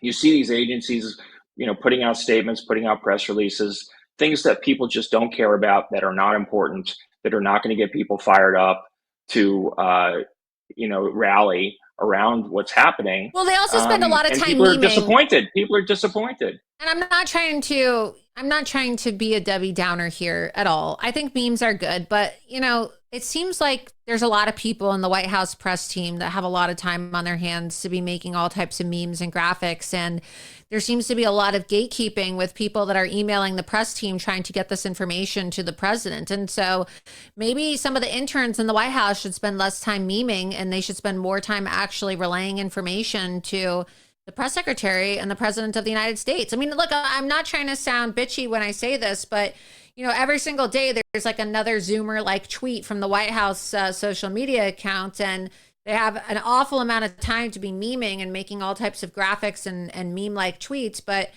people like yourself and people like me are sending the press team all of these very important reports that could be benefiting the administration, showing how the Trump administration's agenda is being undermined. And I don't know, it's like you have a lot of children that seem to be working. I'm not trying to be disrespectful, but it does seem like there are some very immature people, perhaps in these intern positions, that, spend their time more focused on social media as opposed to actually like getting press reports to the president of the United States. Because, I mean, God only knows how many emails you've sent over and how many reports you've sent over to the White House. And I hope you don't mind sharing this, but have your messages even been replied to? Some of them. I've sent, I think, over $1.5 billion in line itemed animal tests that are being funded by NIH and DOD that could be cut overnight. Most of those are still active.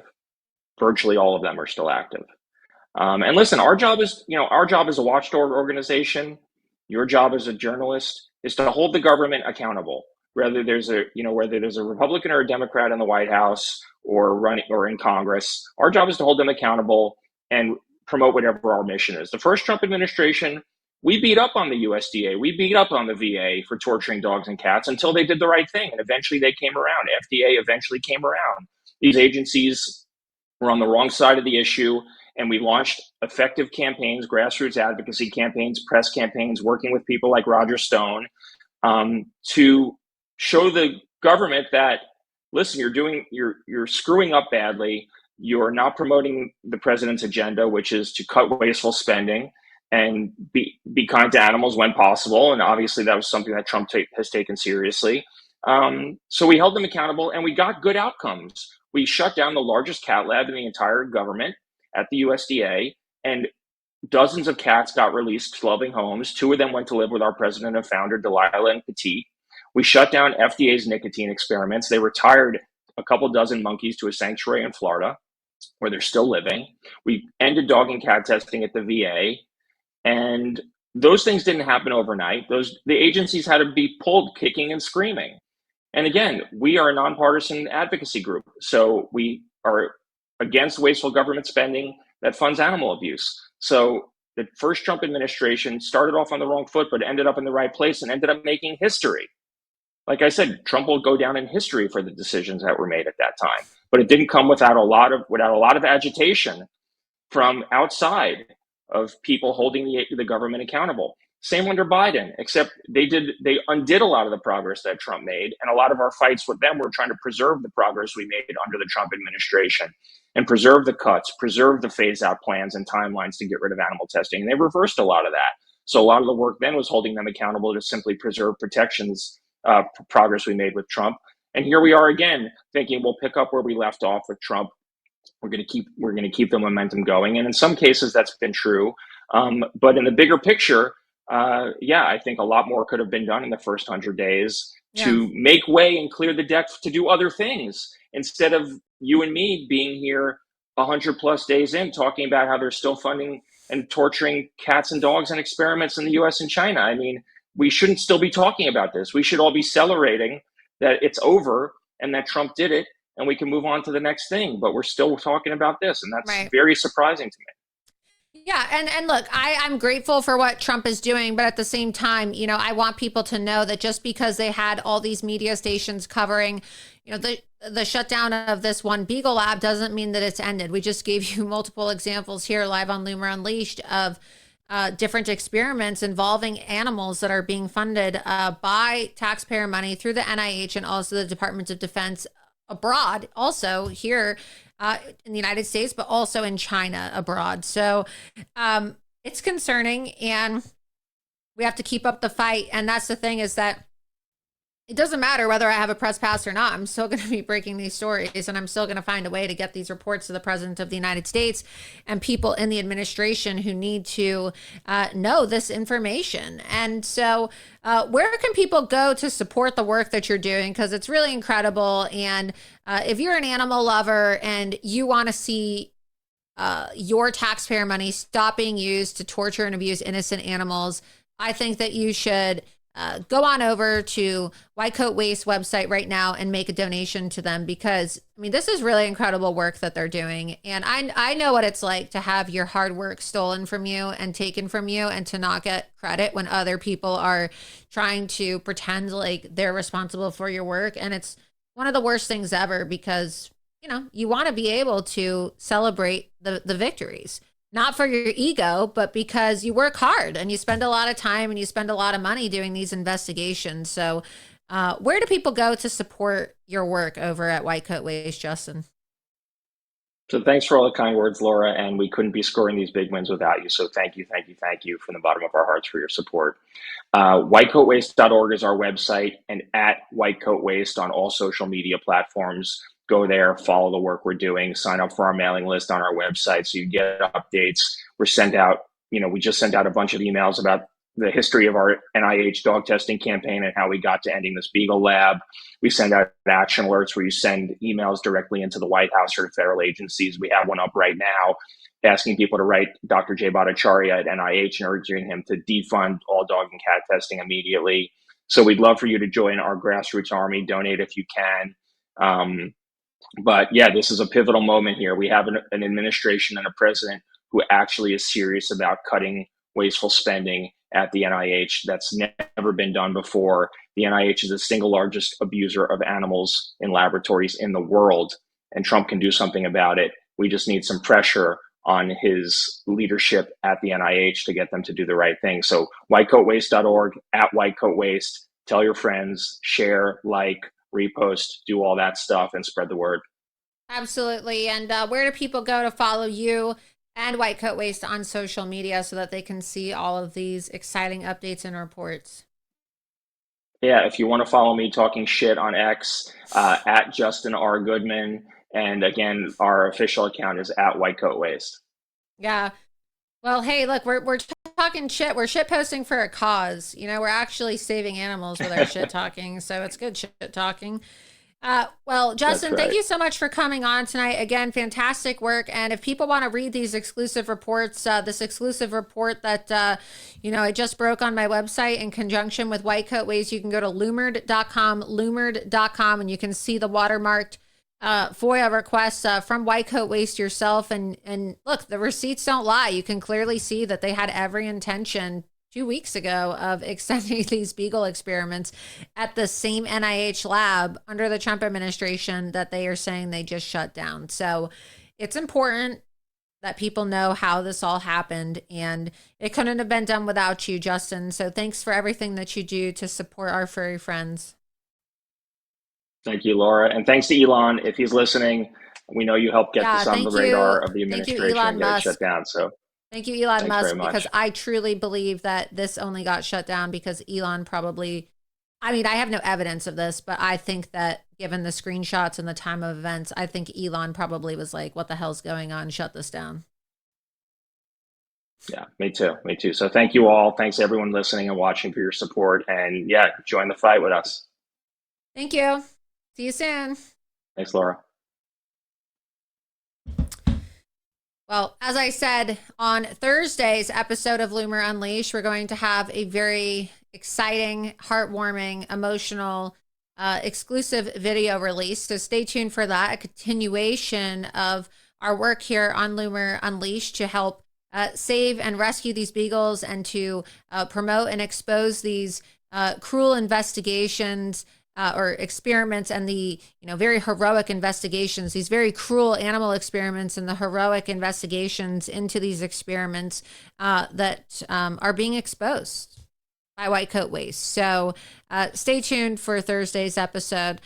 Before we continue tonight, there's a lot to talk about, of course, as it relates to these Epstein files and this wild statement made by Congressman James Comer today that he thinks the Epstein files may have actually been shredded or burned.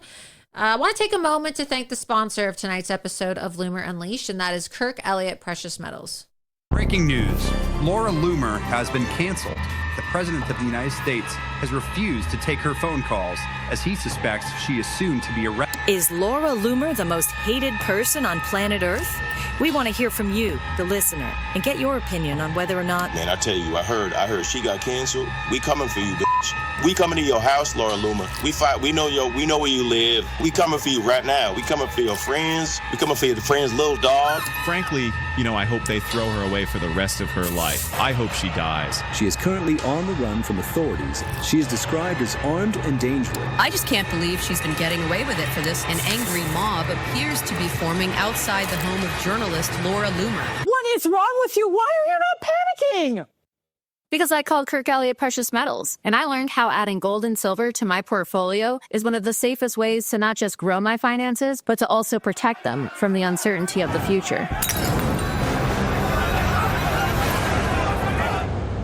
So I'm fine.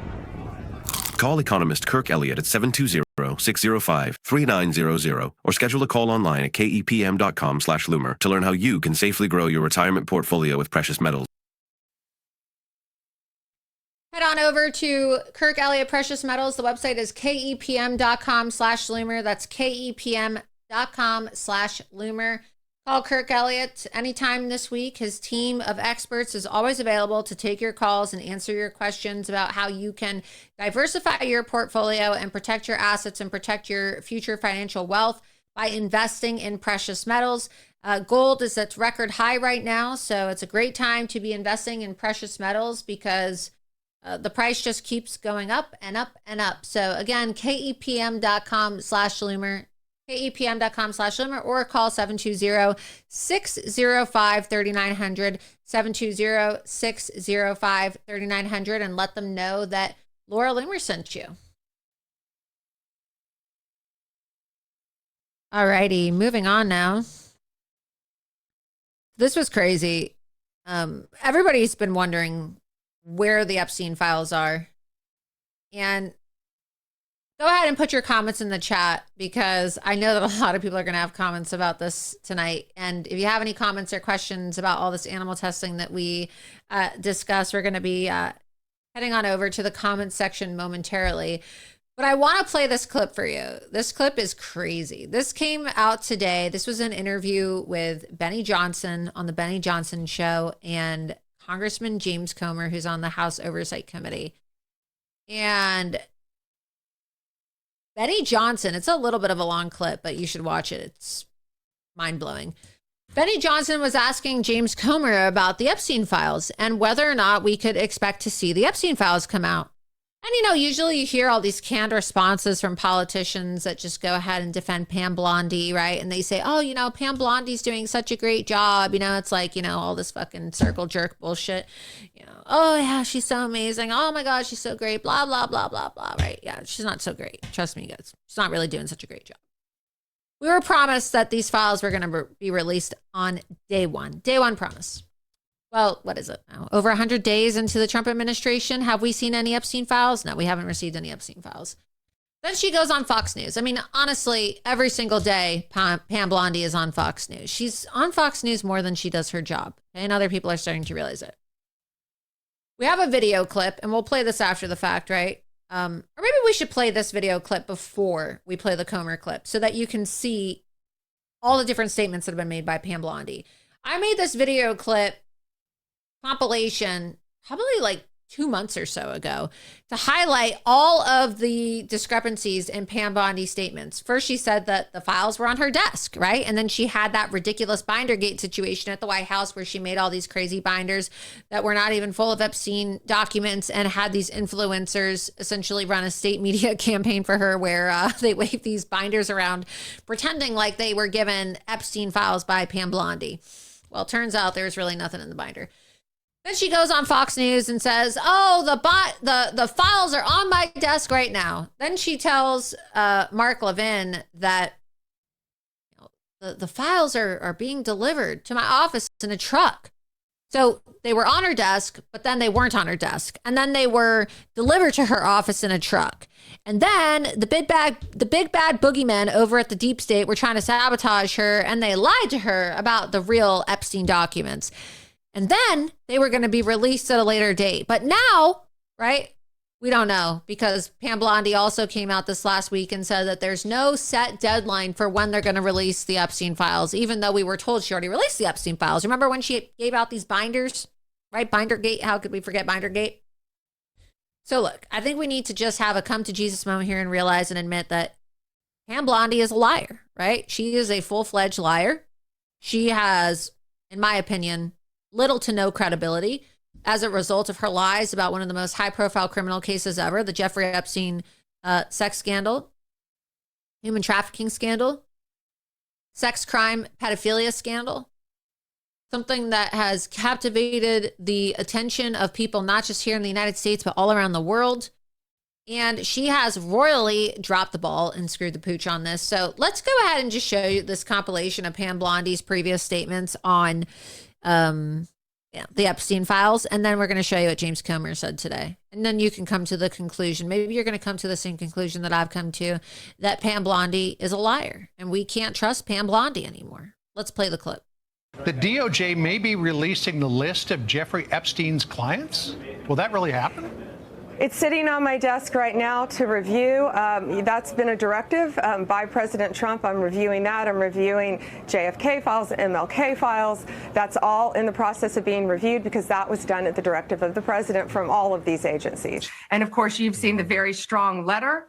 We will get everything.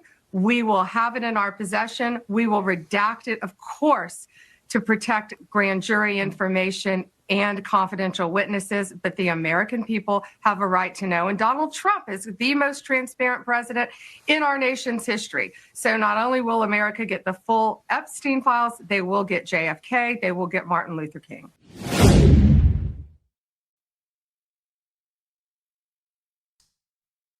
I don't think we have any of those files right now. Here's another promise from Pam Blondie on Maria Bartiromo. Let's go ahead and play clip number 20. And then the MAGA group is mad that they don't know more about the Epstein files.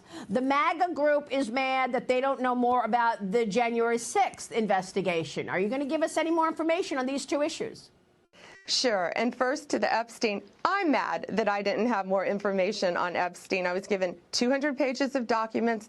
I've asked Director Patel. He came in after that, of course. I'd asked for those documents prior to Cash coming in. Cash is going to get me all the information. I've asked him to find out why I didn't receive all those documents and he didn't receive all those documents.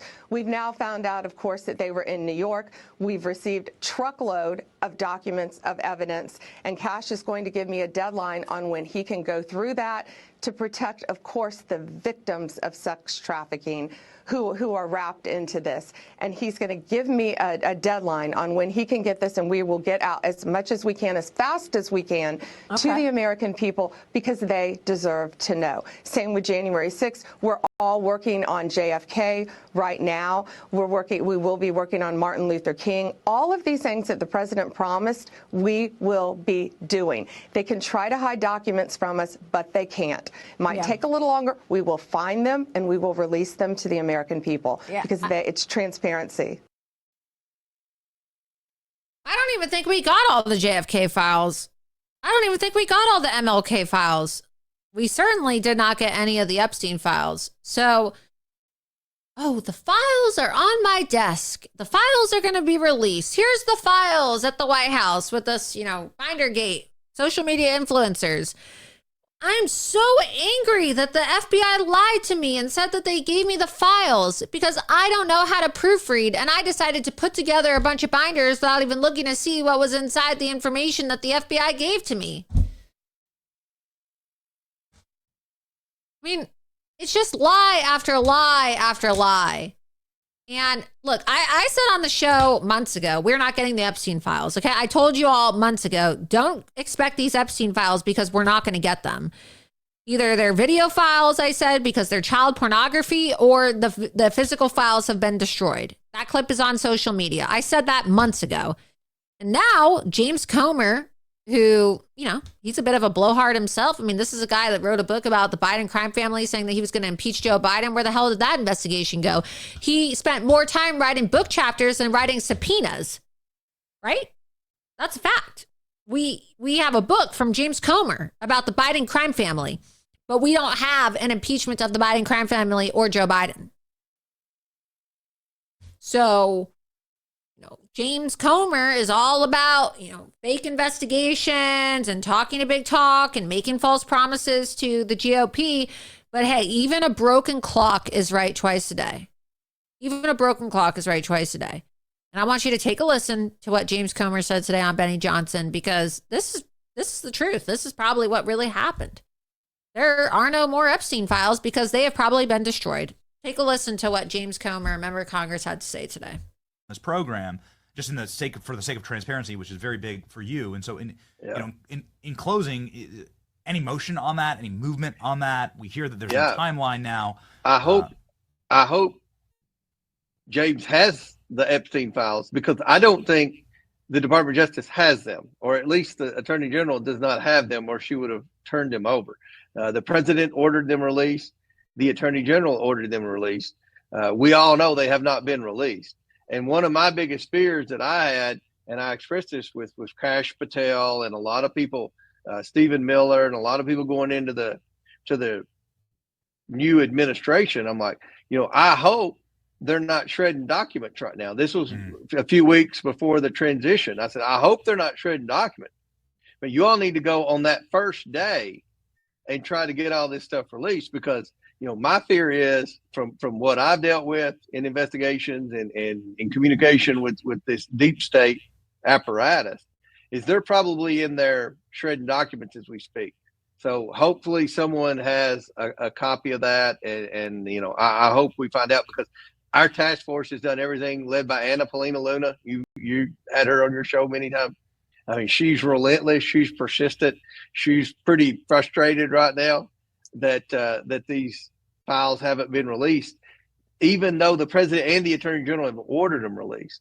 But you know, it's like I told Anna the same thing I told Patel and everybody else. I'm like, you assume that somebody in the deep state said, okay, we'll just put these in a file back here, this incriminating evidence on everybody, and maybe the next administration can do whatever they want to do with it. That's unfortunately the way it's supposed to work, but it hasn't worked with this deep state. So they're just going to let the incriminating evidence sit there smoldering that could put them all in prison. Yeah, right? no, I wish they should. That's what they're supposed to do. But you know, you and I have dealt with them, Benny. You've covered the deep state as well as anyone. I mean, they cover their tracks, and it's just hard for me to believe they're going to leave incriminating evidence if the government was involved. If the government wasn't involved, I don't think they would have any reason to protect Bill Clinton or Hillary Clinton. They're never going to be elected anything again. I don't think they would have any reason to protect Bill Gates or anybody else. The concern I've always had about the Epstein file was the government involved. Did the government know? Was the government using Epstein and the videos to blackmail the most influential people around the world? If that's the case, then they knew there were victims of sex crimes there, and they did nothing.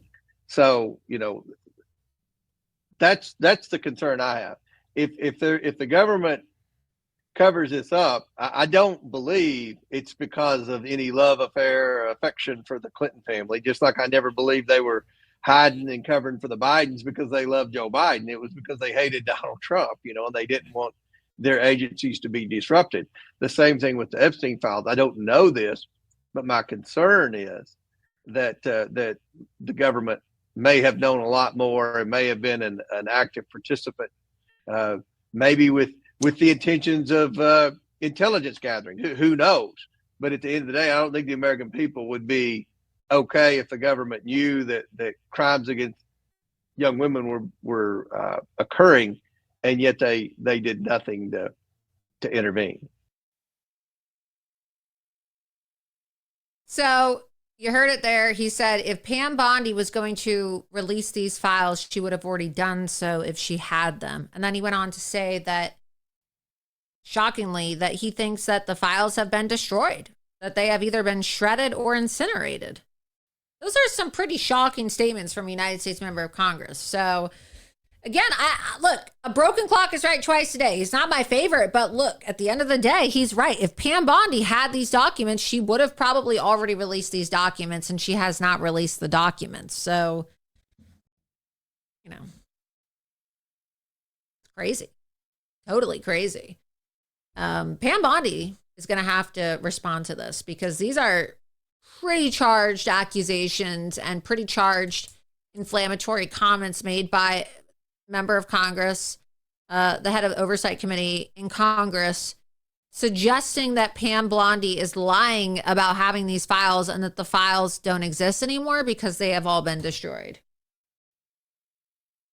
I think everybody needs to be very concerned about this. But we're not going to hear about this from the Trump administration, I bet, because it's a bit of a black eye after Bindergate. Shut that down really fast, didn't they?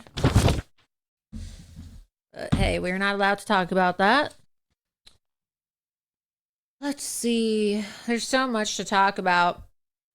The Democrats, of course, are experiencing record low approval rating. And as a result, they have continued their trend of inciting violence. And we have some clips in case you missed them this week. Ilhan Omar, in a video interview with Mehdi Hassan, who is a radical Muslim. He was fired, I believe, from MSNBC because of his, allegedly fired because of his radical Muslim sentiments, especially his radical comments in the aftermath of October 7th. Here's a interview with Ilhan Omar that's been going viral. It even prompted a response from Vice President J.D. Vance the other day, in which she said that We shouldn't be worried about the threat of jihadists and Islamic terror, but instead, governments should be profiling white men, and they should actually be putting white men in databases because white men, she says, are the biggest terror threat in our country. Let's go ahead and play this clip. Shocking. I would say our country should be more fearful of white men across our country because they are actually causing most of the deaths within this country. We should be profiling, monitoring, and creating policies to fight the radicalization of white men.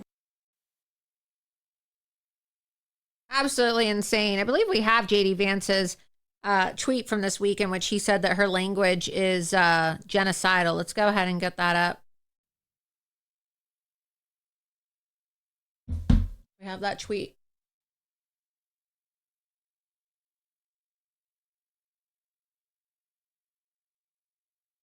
He said, this isn't just sick, it's actually genocidal language. What a disgrace this person is. But hey, the Democrats think that this kind of language is going to win them the midterms, and they think that they are going to have success telling white men that they're the biggest terror threat in our country. I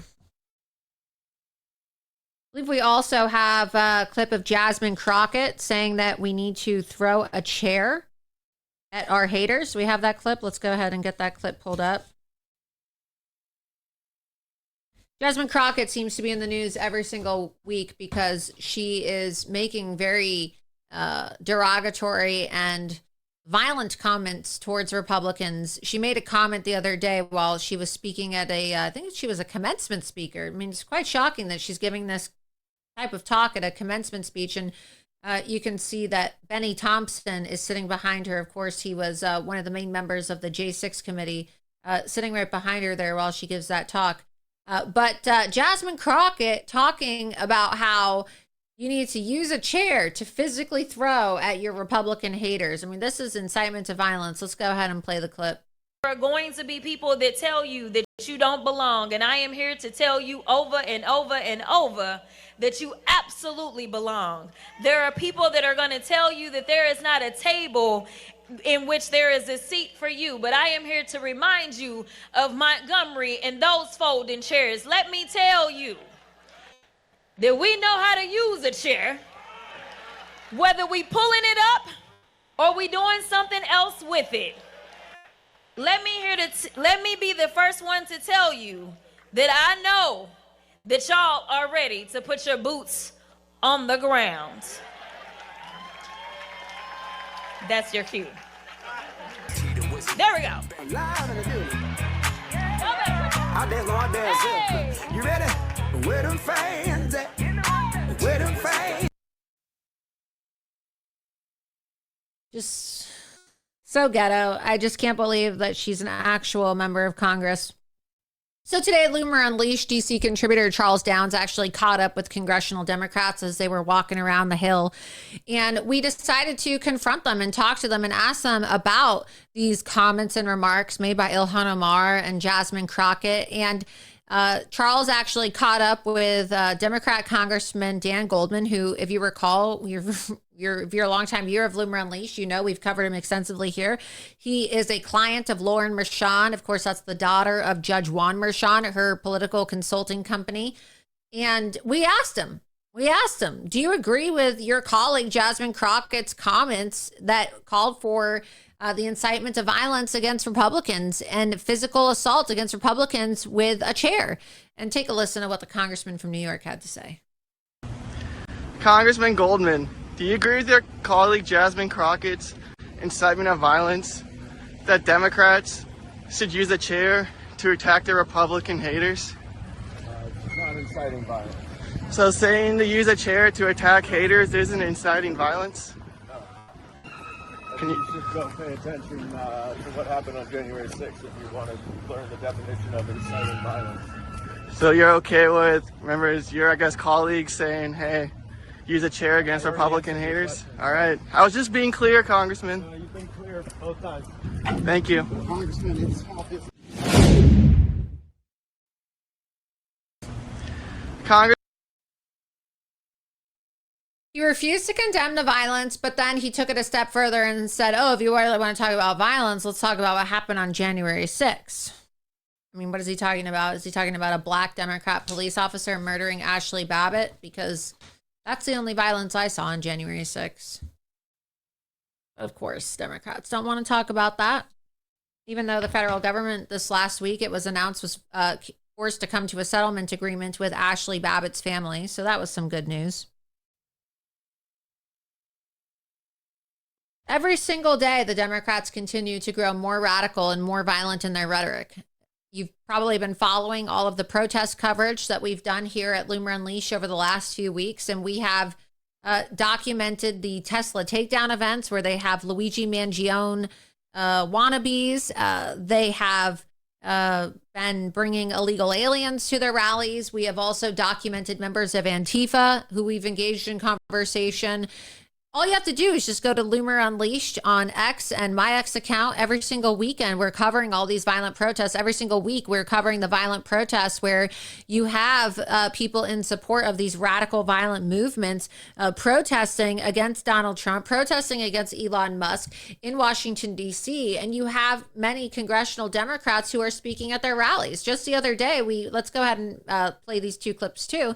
We actually caught Maxwell Frost and we caught Senator Mazie Hirono from Hawaii attending one of these protests where they were actually inciting violence against President Donald Trump. It was a May Day protest. It was a May Day protest the other day for May 1st. And, you know, Loomer Unleashed was one of the only outlets on the ground to document all these protests. You had bust-in protesters by the Democrat Party, illegal aliens who were bussed in to protest President Trump's deportation orders. And you had Maxwell Frost there advocating in support of Kilmar Abrego Garcia. And you had Democrat Senator Mazie Hirono, who, you know, looked like an elderly patient needing assistance to walk. Let's go ahead and get these videos pulled up. And I think this is the Mazie Hirono clip. But it shows you we need term limits. First of all, if you're a member of Congress and you need to be physically guided to get to your location, first of all, that's a major red flag. Secondly, if you're hanging out with 501c3 nonprofit organizations that are acting in a partisan nature and advocating for illegal aliens, well, then those 501c3s should probably be stripped of their 501c3 tax deductible status. That's another thing. Like, who in the Trump administration is giving the president advice? Because that seems like a no-brainer to shutting down these radical movements. All these groups that are protesting in Washington, D.C. are 501c3 charities. So again, I was told only geniuses work for Donald Trump. I was told that Donald Trump only hires the best people. So I just hope that some of these geniuses are able to figure this out themselves. Let's go ahead and play the clip.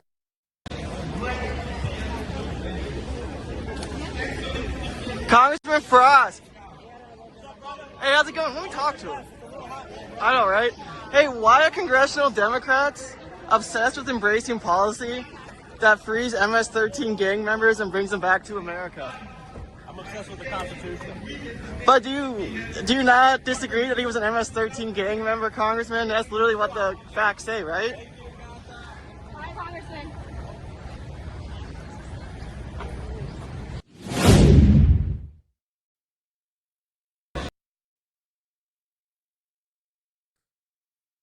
He says he's obsessed with the Constitution. Well, not really, because if you were obsessed with the Constitution, you'd be obsessed with law and order, and it's a crime for illegal aliens to enter our country illegally. So no, don't try to say that you're obsessed with the Constitution when you don't give a damn about law and order in our country. Let's go ahead and play this clip of Senator Mazie Hirono. Again, these are Democrat lawmakers, right? Maxwell Frost, the congressman from Florida, Mazie Hirono, the senator from Hawaii, Democrats who are engaged in these protests on May Day with the radical left, where we caught Antifa, okay? We caught Palestinian jihadists. We caught members of CASA, a pro-immigrant group that advocates for criminal illegal aliens chanting in support of MS-13 members, okay? These are Democrat lawmakers hanging out with these degenerates, advocating for MS-13, advocating for Hamas jihadists, advocating for open borders. And they seem to think that this messaging is going to work for them ahead of 2026. So let's go ahead and play this clip. Democrat Senator Mazie Hirono on May Day being confronted by Loomer Unleashed. Senator, why is freeing MS-13 gang members the Senate Democrats' official policy? Why are you guys freeing MS-13 gang members? Why are you guys trying to free them? Also, I have one more question for you, Senator. How does it feel to have spoken to an astroturfed, busted crowd? The crowd you just spoke to was literally busted. Do you have a comment on that? Why does Kamala and all the elected Democrats like to speak to busting crowds?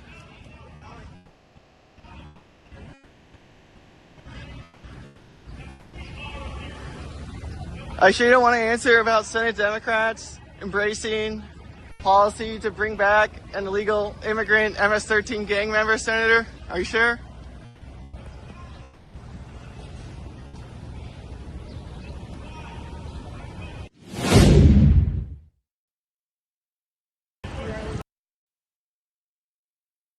So again, be sure that you're following us on X at Laura Loomer and on X at Loomer Unleashed so that you never miss any of these updates or reports.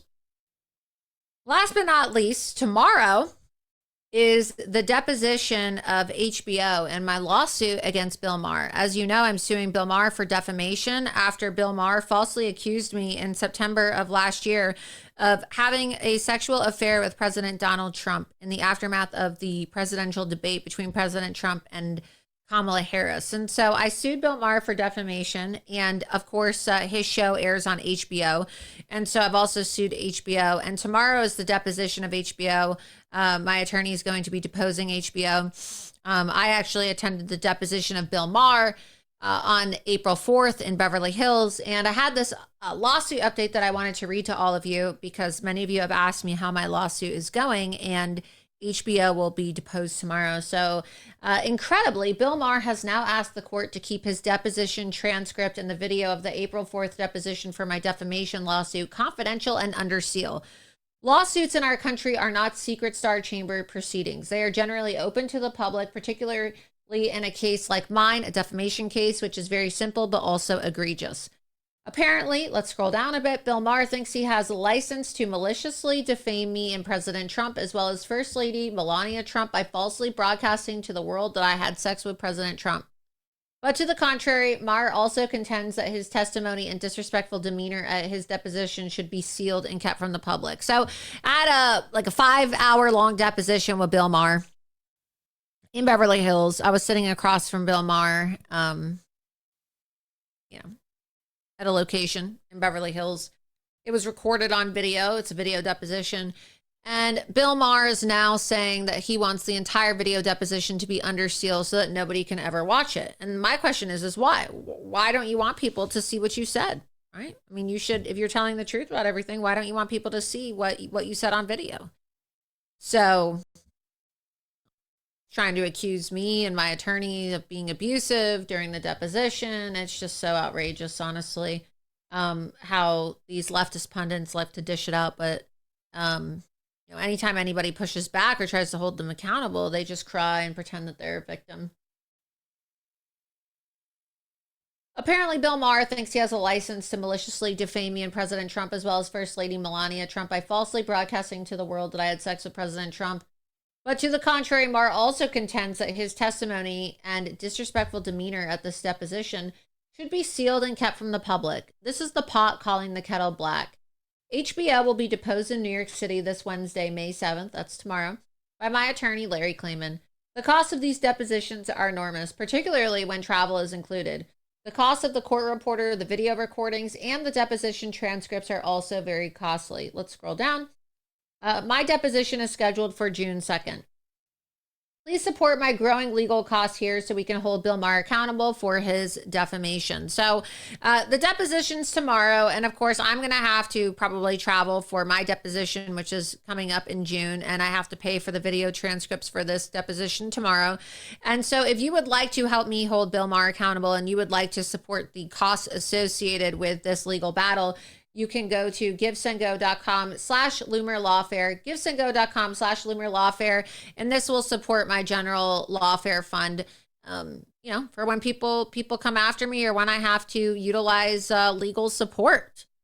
Just about a month or so ago, I'm sure you saw that the Soros affiliated 1630 fund and the Hopewell Fund tried coming after me because of my reporting on the Tesla takedowns and the violent protests. And so I, of course, had to have my attorney respond to that, and that cost money. And now I'm having to get involved in very expensive litigation against Bill Maher because, well, you can't just allow people to get away with defaming you the way that Bill Maher defamed me. So if you want to support the costs associated with this litigation, again, you go to givesendgo.com/LoomerLawfare, givesendgo.com/LoomerLawfare.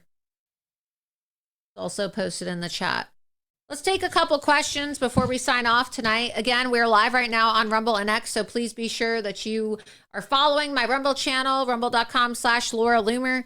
Click the subscribe button. It's free to subscribe so that you never miss an episode. Enable Rumble notifications on your phone.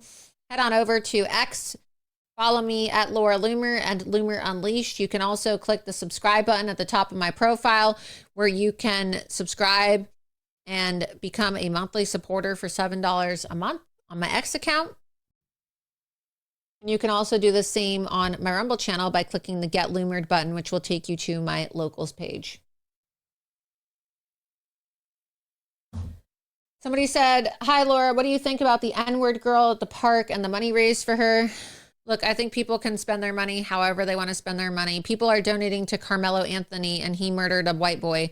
So, look, there's outrage because of Carmelo Anthony's Give Send Go, and there's outrage because of Shiloh Hendricks's Give Send Go. People are free to choose how they spend their money in this country. So, if it's a cause that you feel so passionate about, who am I to tell you what you can and can't donate to? Let's see. How is your new rescue dog doing with the other pups? Oh, Teddy is doing so well. He's so cute. I have 4 dogs now. Teddy is adjusting well. He's trying to potty train him. And so he's been undergoing crate training. And, well, that's always a difficult task in itself. But Teddy's doing very well. Thanks for asking, Marnie. I really appreciate that. All of the dogs are doing well. Paige Stringer said, how are you doing, Laura? Just wanted to see how you're doing. I'm doing all right. Busy. Always busy. It's always something to deal with, but I'm fine. Thanks for asking. Let's see. You can scroll up. Any more questions?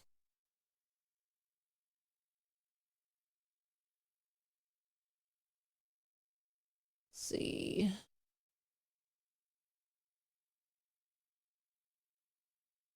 Also, some of you were asking in the comments earlier where you can read those reports, because I know sometimes it's hard to see all the graphics on the screen if you're sitting at home and you want to read the articles. You can visit loomered.com. Loomered.com is my website, loomered.com, like getting loomered, and you can see all of the daily exclusive reports. We do original news reporting at loomered.com. We are not a news aggregation site, and so be sure that you're checking out my website so that you get access to all of our exclusive reports and things that you're probably not going to see on the mainstream media. Every single day we break a ton of great reports that nobody else is talking about.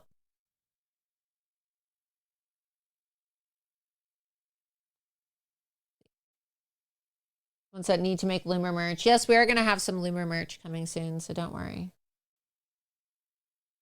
Coming soon.